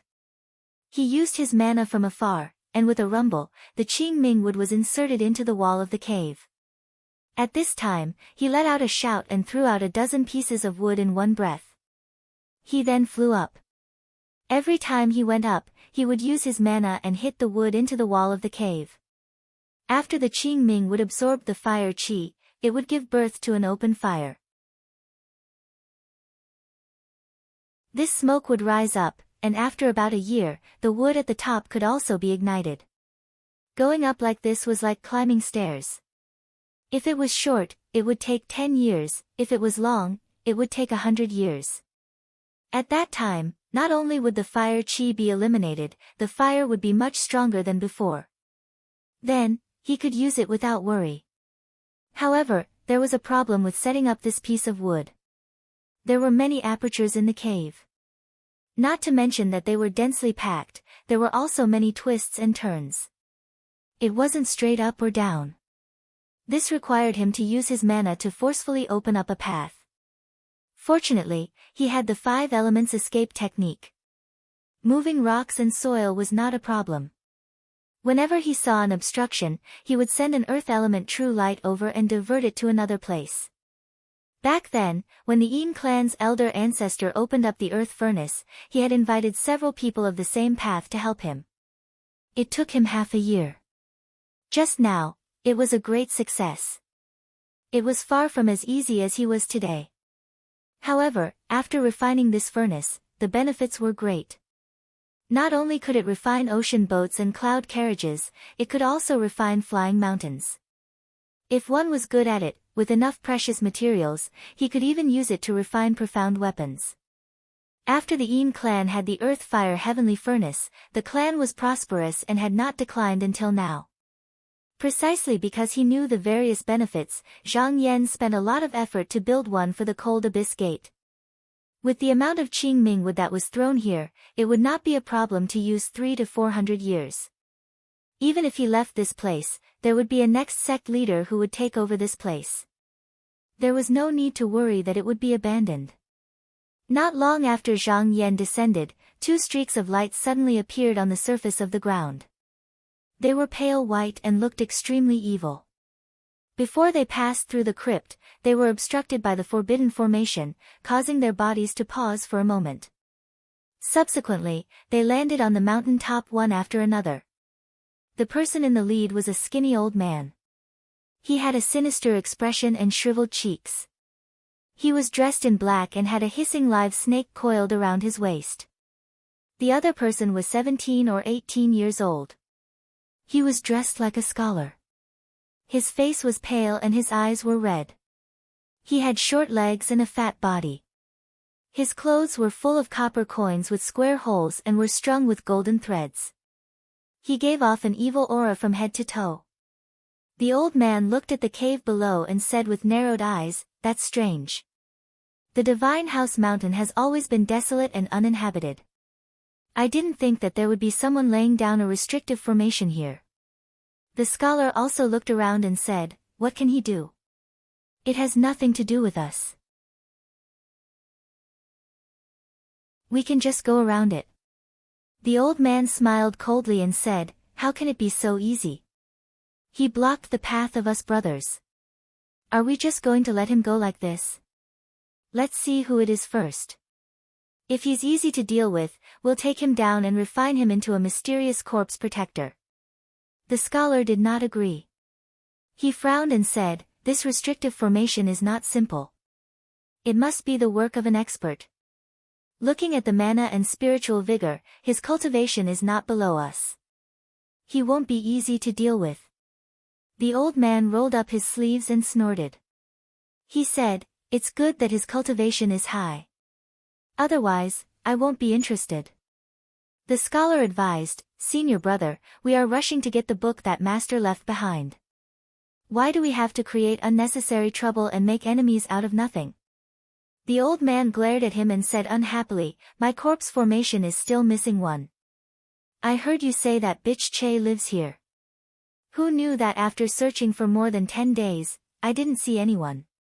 Now that I see one, you're still stopping me. Are you going to give it to me? That's fine too. Bring me the lifeless coffin that master left behind and I'll let it go." As soon as he said that, the scholar choked. He knew that he couldn't persuade the old man anymore. He said helplessly, "This restrictive formation has been here for many days. If this person doesn't show up, are you going to wait here forever?" The old man sneered, "The East God House is a barren and barren land, yet someone actually came here. I don't believe that there's nothing wrong with the underground cave. It's fine to wait for a few more days, but do you think they're going to stay there for a year or so? Don't worry. If there's a lot of people, I'll turn around and leave. If there's only 1 or 2 people, hee hee." The scholar said, "Then we'll do as senior brother says. I'll accompany you." The old man was satisfied and said, "Junior brother, there's still 16 years until the gathering of the dragon pillars. After we retrieve the book, we'll have enough time to cultivate. Don't be anxious. We've waited for so many years. Are you afraid of waiting a little longer?" The scholar nodded and said, "This time, the opening of the Zhongtai sect is a great opportunity for our sect. As long as we master the mysterious technique, we can go to the old sect to retrieve the heavenly corpse token left behind by Master. Then, we can call back our fellow sect members who are scattered all over the 9 states. It's not an extravagant hope to rebuild our sect." After Zhang Yan entered the cave, on the 8th day, he had almost set up the heavenly cauldron. He looked up and down again. After confirming that there were no mistakes, he calculated the time and flew up into the sky. He used the conveyance light and went to the surface. The old man and the scholar had been waiting in the secret place for a few days, yet they didn't see any movement from below, and they were slightly unable to restrain themselves. At this moment, they suddenly saw a streak of light flashing out from the underground cave, and they couldn't help but feel excited, but when they looked carefully, their expressions changed. The old man lowered his voice and said, "Junior brother, did you see it?" The scholar swallowed and said, "It seems to be the sword escape technique. Could it be a disciple of the Fengxiang sword school?"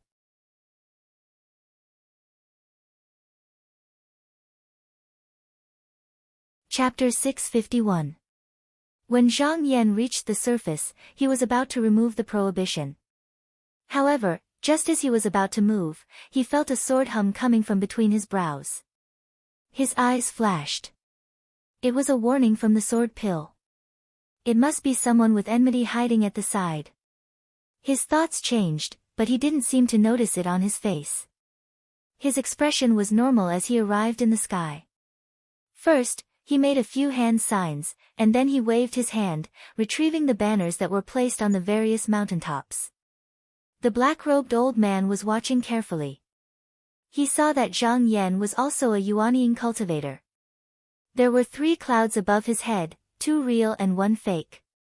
He was just 1 step away from entering the 2nd stage of Yuanying. He was slightly hesitant. Just now, he insisted on making a move because the corpse formation was lacking a main refined corpse. However, the corpse must not be damaged or its power would be greatly reduced. However, Zhang Yan was a level higher than him. If they were to fight later, he would not be able to suppress Zhang Yan if he were to be too gentle. If he were to be too heavy, he might be injured and it would be all for naught. However, he thought about it again. Zhang Yan looked like he was alone while he had fellow disciples who knew each other well. As long as the timing was right, there was still a chance of success. At this moment, he suddenly felt that the spiritual vigor around him was fading away. He took in another breath of vigor and judged that the restrictive formation had been removed. He knew that his chance had come. He secretly gave the scholar beside him a look and then leaped up into the air. Although he had appeared, he did not make a move. Instead, he bowed from afar and greeted, "Fellow Taoist, please." The reason why he did this was because he wanted to attract Zhang Yan's attention. Then, his junior brother could take the opportunity to lay out the corpse formation and surround all directions. At that time, Zhang Yan would want to use his flying sword to escape. However, it would not be so easy. Zhang Yan smiled and returned the greeting, "Fellow Taoist, why did you call I?" The old man laughed dryly and said, "I am Duan Xiangzhou, an overseas independent cultivator. Just now, I was stopped by fellow Daoists' restriction when I was passing through this place. Because this is a barren mountain with few people around, I was curious. Therefore, I want to see which fellow Daoist is hiding here. Although he was talking, he secretly hid a hand behind his back and made a gesture. But after waiting for a while, there was still no movement. He was puzzled, but at the same time he was somewhat angry. He thought to himself, why hasn't Shitty made his move? Could it be that he changed his mind again? However, he did not know that when the scholar saw that he had ascended to the sky, he was about to use his sect's secret technique. However, at that moment, the spiritual vigor around him solidified. Just now, the restrictive formation that had clearly retreated actually surged up again. Not only was it blocking in front of him, the area it occupied was even wider than before, causing him to be forced to retreat in a sorry state. It took him a while to stabilize himself. This sudden turn of events caught the scholar off guard. When he was far away, he looked in again. There was a fog in front of him, and he could not see anything clearly. It was clear that someone had used magic to isolate the inside from the outside. His heart could not help but thump. Just now, Zhang Yan had actually only recalled the flag and not removed the restrictive formation. He had only opened a door where the two of them were. Duan Xiangzhou did not know that his plan had already been discovered, so he rushed in. When the scholar thought of his senior brother being alone inside, he became anxious as well. His expression continuously changed several times. Finally, he clenched his teeth and took out a small pitch-black coffin from his sleeve. He held it in his palm and muttered an incantation. After a short while, the coffin was lifted up by a mass of grayish-black cloud and rose high into the sky. In a flash, it became 30 feet in size. This object was once a treasure of the corpse cult, and was originally a killing weapon. If it was illuminated by the light from the coffin, it would immediately become dazed and muddle-headed. If there was no method to restrain it, after a dozen breaths, its soul would be absorbed, and it would become a walking corpse. In particular, the coffin also contained the 5-yin poison phosphorus fire. This fire was refined by the founder of the corpse cult from the chi aperture of a 10,000-year-old heavenly corpse. Any treasure, light or restriction that came into contact with it would gradually wear away its spiritual chi. However, because of its reputation, when the Zhongtai sect and Fengxiang sword school broke into the corpse cult's mountain gate, they had invited their sect's treasures to besiege and destroy the treasure's true spirit. Although it later fell into the hands of Duan Xiangzhou, its power was only a 10th or 20% of its original power. Even so, it was still much stronger than ordinary Xian weapons, so it was easy to break this restrictive formation. The scholar took out the incantation and shouted loudly as he moved the lid of the coffin. A muffled sound resounded out as a cloud of dust that seemed like accumulated dust flew out from within. Only when one looked carefully would one be able to see that it was actually a cluster of flames that were the size of a grain of rice. As far as the eye could see, they were completely lusterless, cold white, gray, and lifeless. Even if he was the person who cast the spell, just a slight contact of his gaze caused him to feel his chest tighten and short of breath, and he felt irritated and nauseous. He hurriedly closed his eyes and didn't dare to look again. His hand pointed forward, and he controlled the 5-yin phosphorus fire to sway towards the formation. As the person in charge of the restrictive formation, Zhang Yan could naturally see what was going on outside. When the coffin came out, he immediately sensed that something was wrong. He glanced at the coffin and suddenly saw the fire, feeling slightly dizzy. At this moment, a sword light flashed in between his eyebrows, and the evil chi that had invaded him was destroyed. His eyes regained their clarity. He was slightly surprised and said, "This chi is really unique. It can even confuse one's mind through the restrictive formation. I'll have to take a look at it later." Duan Xiangzhou didn't see the scholar make a move for a long time, so he also felt that something was wrong. He couldn't help but lean half his body to the side and secretly look behind him. He saw that the scenery several li away was blurry, as if there was a thin layer of gauze covering it. His expression unconsciously changed. Only now did he know that his trick had been seen through. His eyes flickered, and he suddenly shook his hand slightly, making an extremely covert movement. In a split second, a thin and long nail flew towards Zhang Yan. The nail was a foot long, and its head was in the shape of a skull. Green flames spewed out from its eye sockets, and the body of the nail was entangled with vengeful spirits. As it flew, it emitted an evil qi. This nail was called Slaughter Cry, and he had made it by imitating a treasure of his sect. If a cultivator's protective treasure light was hit, it would stick to it, and it wouldn't be able to be removed in a hurry. As long as the other party slightly relaxed, it would immediately pierce through and kill. This nail was very sinister and vicious, and it was impossible to guard against. Even if one's cultivation was higher than his opponent, if they didn't know the ins and outs of it, they would easily fall into its trap. When Zhang Yan saw this, he smiled. He didn't seem to do anything, but suddenly, a brilliant light soared in front of him, and it seemed to suddenly set off a vast and mighty tide. When the nail was thrown into it, it was like a stone thrown into the sea, and disappeared without a sound. Duan Xiangzhou couldn't help but suck in a breath of cold air. Ever since his sect was broken and he escaped, he had fought with many cultivators, and he had seen many powerful people. However, he had never seen someone like Zhang Yan who could easily take away this slaughter cry nail. Just from this, he knew that the opponent in front of him was not someone to be trifled with. Let alone capturing him to refine his corpse, he might die here if he wasn't careful. Thinking of this, his heart was full of regret, but at this moment, it was impossible to get off. Since he had already attacked, he didn't believe that his opponent would let him go, so he could only fight to the death. His figure retreated explosively, distancing himself from Zhang Yan. At the same time, the two gang yun above his head shook, and a dozen or so fiendish smoke rose into the sky. They rose to a height of 1,000 feet, and rotated. In an instant, they condensed into a whistling gale, which swept back and forth. Within it, there were hundreds and thousands of white bone blades moving with the wind, sometimes spreading out, sometimes gathering together. Although there were many of them, they didn't touch each other at all. From afar, it looked like a strange gray cocoon was breathing in and out.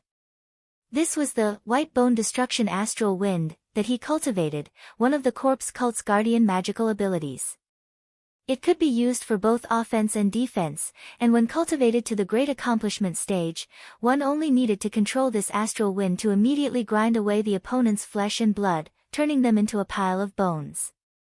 However, at this moment, he only used it to protect his body. He was also clear that two people working together would have a greater chance of success than one person fighting alone. His junior brother had the lifeless treasure coffin in hand, so it would be easy for him to break the prohibition.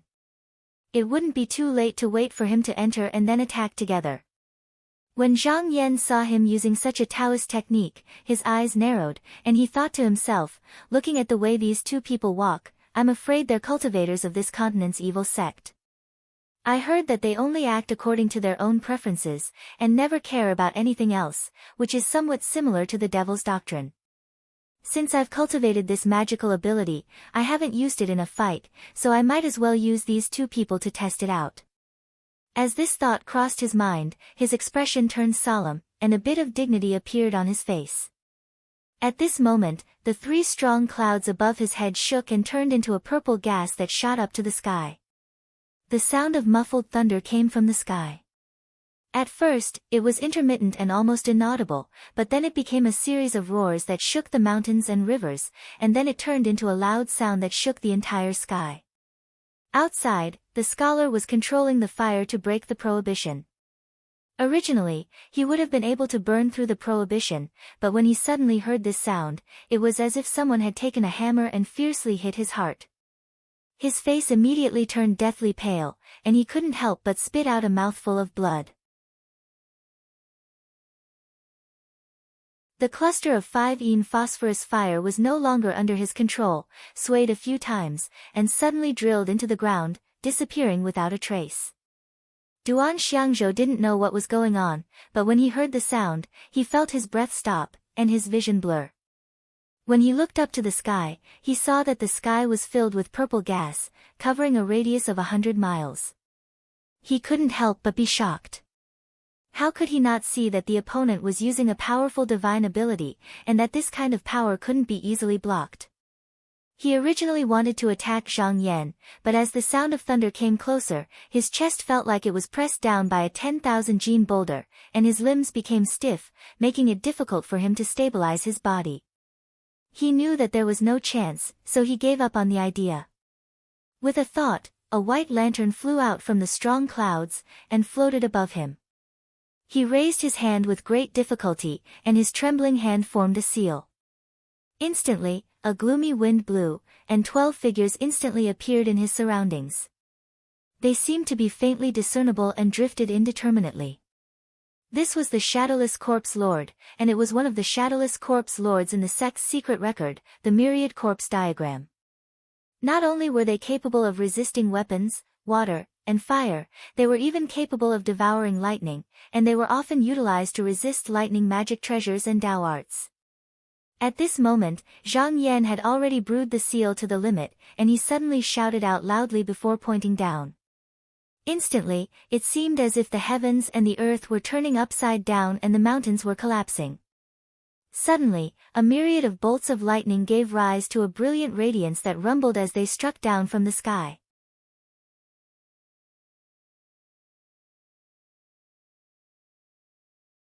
Chapter 652. As soon as the purple heaven thunder net was activated, lightning flashed within 100 miles. The scholar, who was standing outside the restrictive formation, was also enveloped within. He sensed that this was a life-and-death situation, so he forcefully activated his Xian Qi to suppress his surging blood. Then, he hurriedly cast a spell to summon the lifeless coffin before the lightning struck. The sound of a hammer hitting a piece of wood could be heard from above. Lightning flashed, and the roar shook his body. Blood flowed from the corner of his mouth. But this treasure was also miraculous. During this period of time, who knew how many lightning strikes it had suffered, but it was not damaged at all. But the strange thing was that the purple snakes of light that were bounced away did not dissipate. Instead, they drifted outside and gradually gathered together. Looking closely, it seemed to form a net. The purple heaven thunder net was divided into internal and external. The external net trapped heaven and earth, preventing the enemy from escaping. If the attack could not kill the enemy, it would form its own internal net, entangling the enemy from top to bottom. When it had accumulated enough, it would unleash its power again. Wave after wave, continuous, each stronger than the last. In the end, the infinite power of lightning would accumulate in one place. Once released, it would be as unstoppable as the sky and the earth. With Zhang Yan's current mana, if he attacked with all his might, he could activate the internal net to strike 36 times in a row. Even if the opponent had a magical weapon in hand, even if he was not blasted into powder, he would be killed by the thunder. Although the scholar relied on the treasure coffin to protect himself, activating the treasure consumed a lot of energy. Now that he was resisting this supernatural power that was like a heavenly tribulation, the mana in his body seemed to be flying away. After holding on for about 10 breaths, he felt exhausted and his vision darkened. He could only take out a few pills to stimulate his blood essence and swallow them. But this was like drinking poison to quench thirst. He could not hold on for long. In the restrictive formation, when the lightning struck, Duan Xiangzhou's white flame lantern was the first to bear the brunt and turned into ashes in an instant. Seeing that this magic treasure could not even stop it for a moment. How could he not know that the lightning in the sky was more powerful than he had imagined? In a moment of desperation, he shouted, and all the mana in his body surged out without reservation. His body was full of protective light. At the same time, the 12 shadowless corpse lords behind him rushed forward.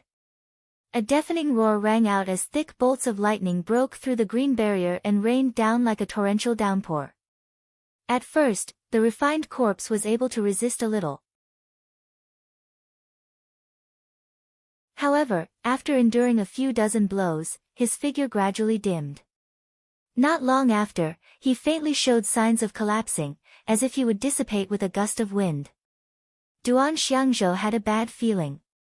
Hurriedly, he spat out several mouthfuls of quintessential qi, and with this help, the 12 refined corpses swelled up like balloons. The gray fog around their bodies burned brightly, and for a time, the lightning was blocked outside. However, this was only a brief moment of respite. It wasn't that he couldn't see the power of this lightning technique. In the end, he wouldn't be able to withstand it. He had to find a way to escape as soon as possible. After hesitating for a moment, he summoned a layer of mist to cover his entire body. Then, he took out a straw doll from his sleeve. It had hands and feet, and its edges were neatly trimmed without the slightest bit of burr. A crying face was drawn on the front. On the other side, there was a smiling face. Looking at this object, he felt apprehensive. This magic treasure was his final trump card. However, ever since he had obtained it from his master, he still hadn't been able to fully control it. Now that he had thrown it out, he really didn't know what would happen. However, if he didn't go all out, he would probably die here in the next moment. He had no other choice. Taking a deep breath, he steeled his heart, bit the tip of his tongue, and spat out a mouthful of blood essence. As soon as the blood essence touched the straw doll, it was immediately dyed red. However, after a few breaths, it was completely absorbed. Then, with a tremble, it jumped out of Duan Xiangzhou's hand as if it had come to life. It spun in a circle and grew to a height of 7 feet. In midair, a sound that seemed to be crying and laughing could be heard. Then, it turned its head and stared at him. Duan Xiangzhou's expression suddenly became unsightly. It was obvious that this thing felt that just now, he didn't have enough blood essence and still wanted to take it from him. In such a critical situation, he couldn't resist this action of taking advantage of the situation. With a muffled groan, he cut his wrist with the tip of his finger, causing a large amount of blood to spill out. The straw doll stepped forward and received all of the blood essence. Then, it suddenly revealed a strange expression to Duan Xiangzhou and let out a strange laugh. Unexpectedly, it turned around and left. It drilled into a nearby crack in the rock and disappeared without a trace. Duan Xiangzhou was stunned at first, then he let out a roar. The bun on his head suddenly scattered and his eyes became incomparably red.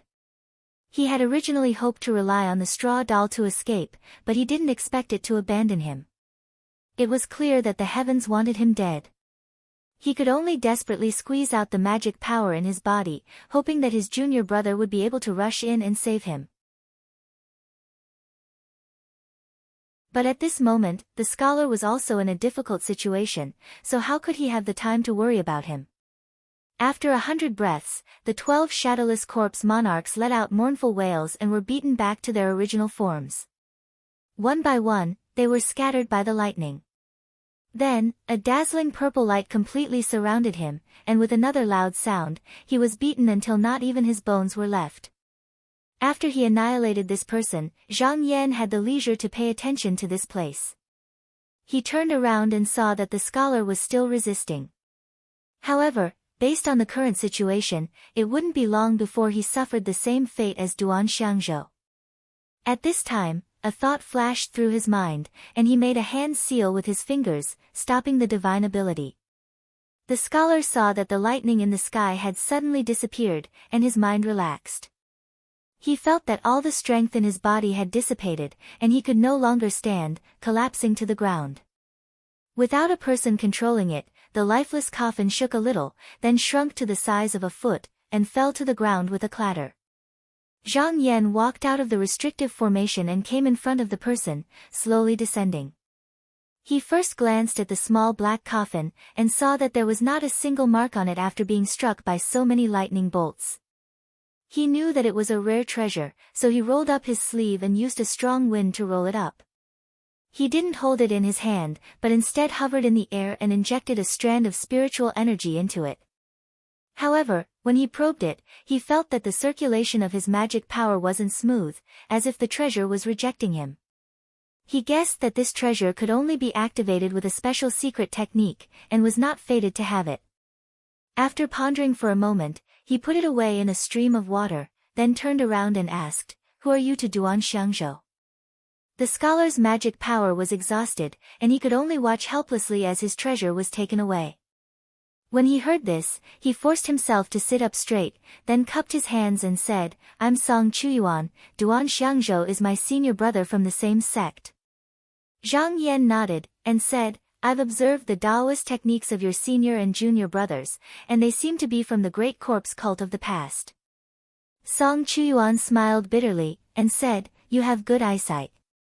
Zhang Yan's eyes shone brightly, and he asked in a deep voice, "Just now, you want to make a move against me. May I know what I have that you've taken a fancy to?" Song Chuyuan said bitterly, "To tell you the truth, my senior brother cultivates a corpse formation technique in the cult, but he still lacks a corpse refinement main formation. This can only be refined with the body of a Yuanian cultivator, but such a person is a respected figure in a region, so how could he do it so easily? And this place is desolate and uninhabited, so he's not afraid of the news being leaked, so he's tempted." When he said this, he glanced at Zhang Yan, and couldn't help but ask, may I know how my senior brother is?"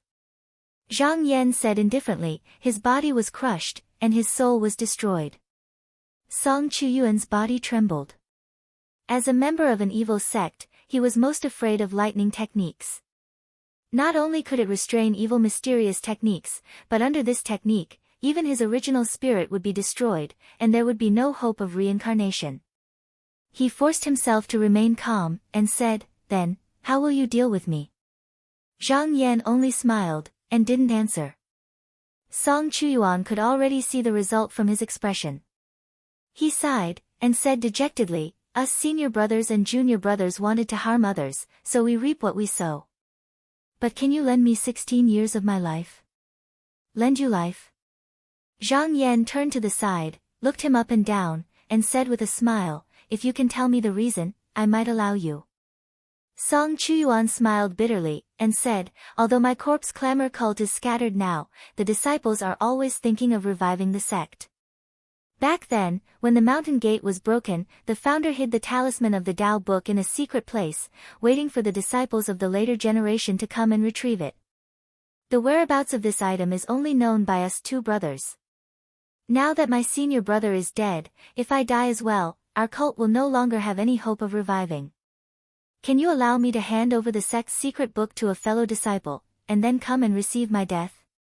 When he said this, he added another sentence, "As long as you promise, I am willing to offer up all the wealth I've accumulated for the past 100 years. 16 years? Zhang Yan raised his eyebrows. "Are you going to the gathering of the dragon pillars?" Song Chuyuan nodded repeatedly, and said, "So you also know about this matter. 16 years later, it will be the final battle between the Zhongtai sect and the Xianyu cult. This battle will determine the ownership of the dragon pillars. For this, the Zhongtai sect has recruited cultivators from all over the world, and they don't mind coming from the same sect. In my opinion, when my fellow disciples who are scattered outside hear about this, they will definitely go, so I have this plan." Zhang Yan thought for a moment, and said, "Although your junior brother Duan Xiangzhou, seeing that you haven't attacked me just now, I can spare you this time, but you must make an oath that for these 16 years, you must listen to my orders. In the future, unless you are an enemy, you must not arbitrarily harm the lives of others." When Song Chuyuan heard this, his face revealed an excited expression, and he immediately took out 2 talismans, using his own blood essence to make an oath. He swallowed one, and gave the other to Zhang Yan. Zhang Yan took the talisman and put it in his sleeve. At this moment, he seemed to suddenly notice something strange, and his eyes flashed. A sword light flew out from between his eyebrows, and with a clang, it nailed something to the stone. When he turned around to look, he saw that it was a straw doll. At this moment, it was like a living person, and it was struggling there with all its might, letting out whimpering sounds. When Song Chuyuan saw this thing, he blurted out, "Dolls of sorrow and happiness?" Zhang Yan asked, "Fellow Taoist Song, do you recognize this thing?" Song Chuyuan's eyes revealed a complicated expression, and he sighed, "This is my senior brother's magic treasure. Back then, before Master passed away, he gave the 2 of us an item. One is the lifeless coffin that was taken away by your excellency, and the other is this dolls of sorrow and happiness. This magic treasure has the ability to replace death, but there is one bad thing, and that is that this thing has two sexes, one good and one evil. When you use it, if it happens to be of good nature, as long as you feed it with your blood essence, it can follow the current generation's calamity. But if it meets with evil nature, it will shamelessly shirk, and in short, it will think of a way to not let you get what you want. Just now, senior brother used it in a moment of desperation, but he didn't manage to escape with his life. You're tuning in to the Blissful Bookshelf YouTube channel. We're so grateful for your support, and don't forget to subscribe to join us on this incredible journey through captivating stories. Your generosity through donations truly makes a world of difference, as it's the primary source of revenue that allows me to expand and enhance this channel for you. Thank you from the bottom of my heart for being a part of this adventure.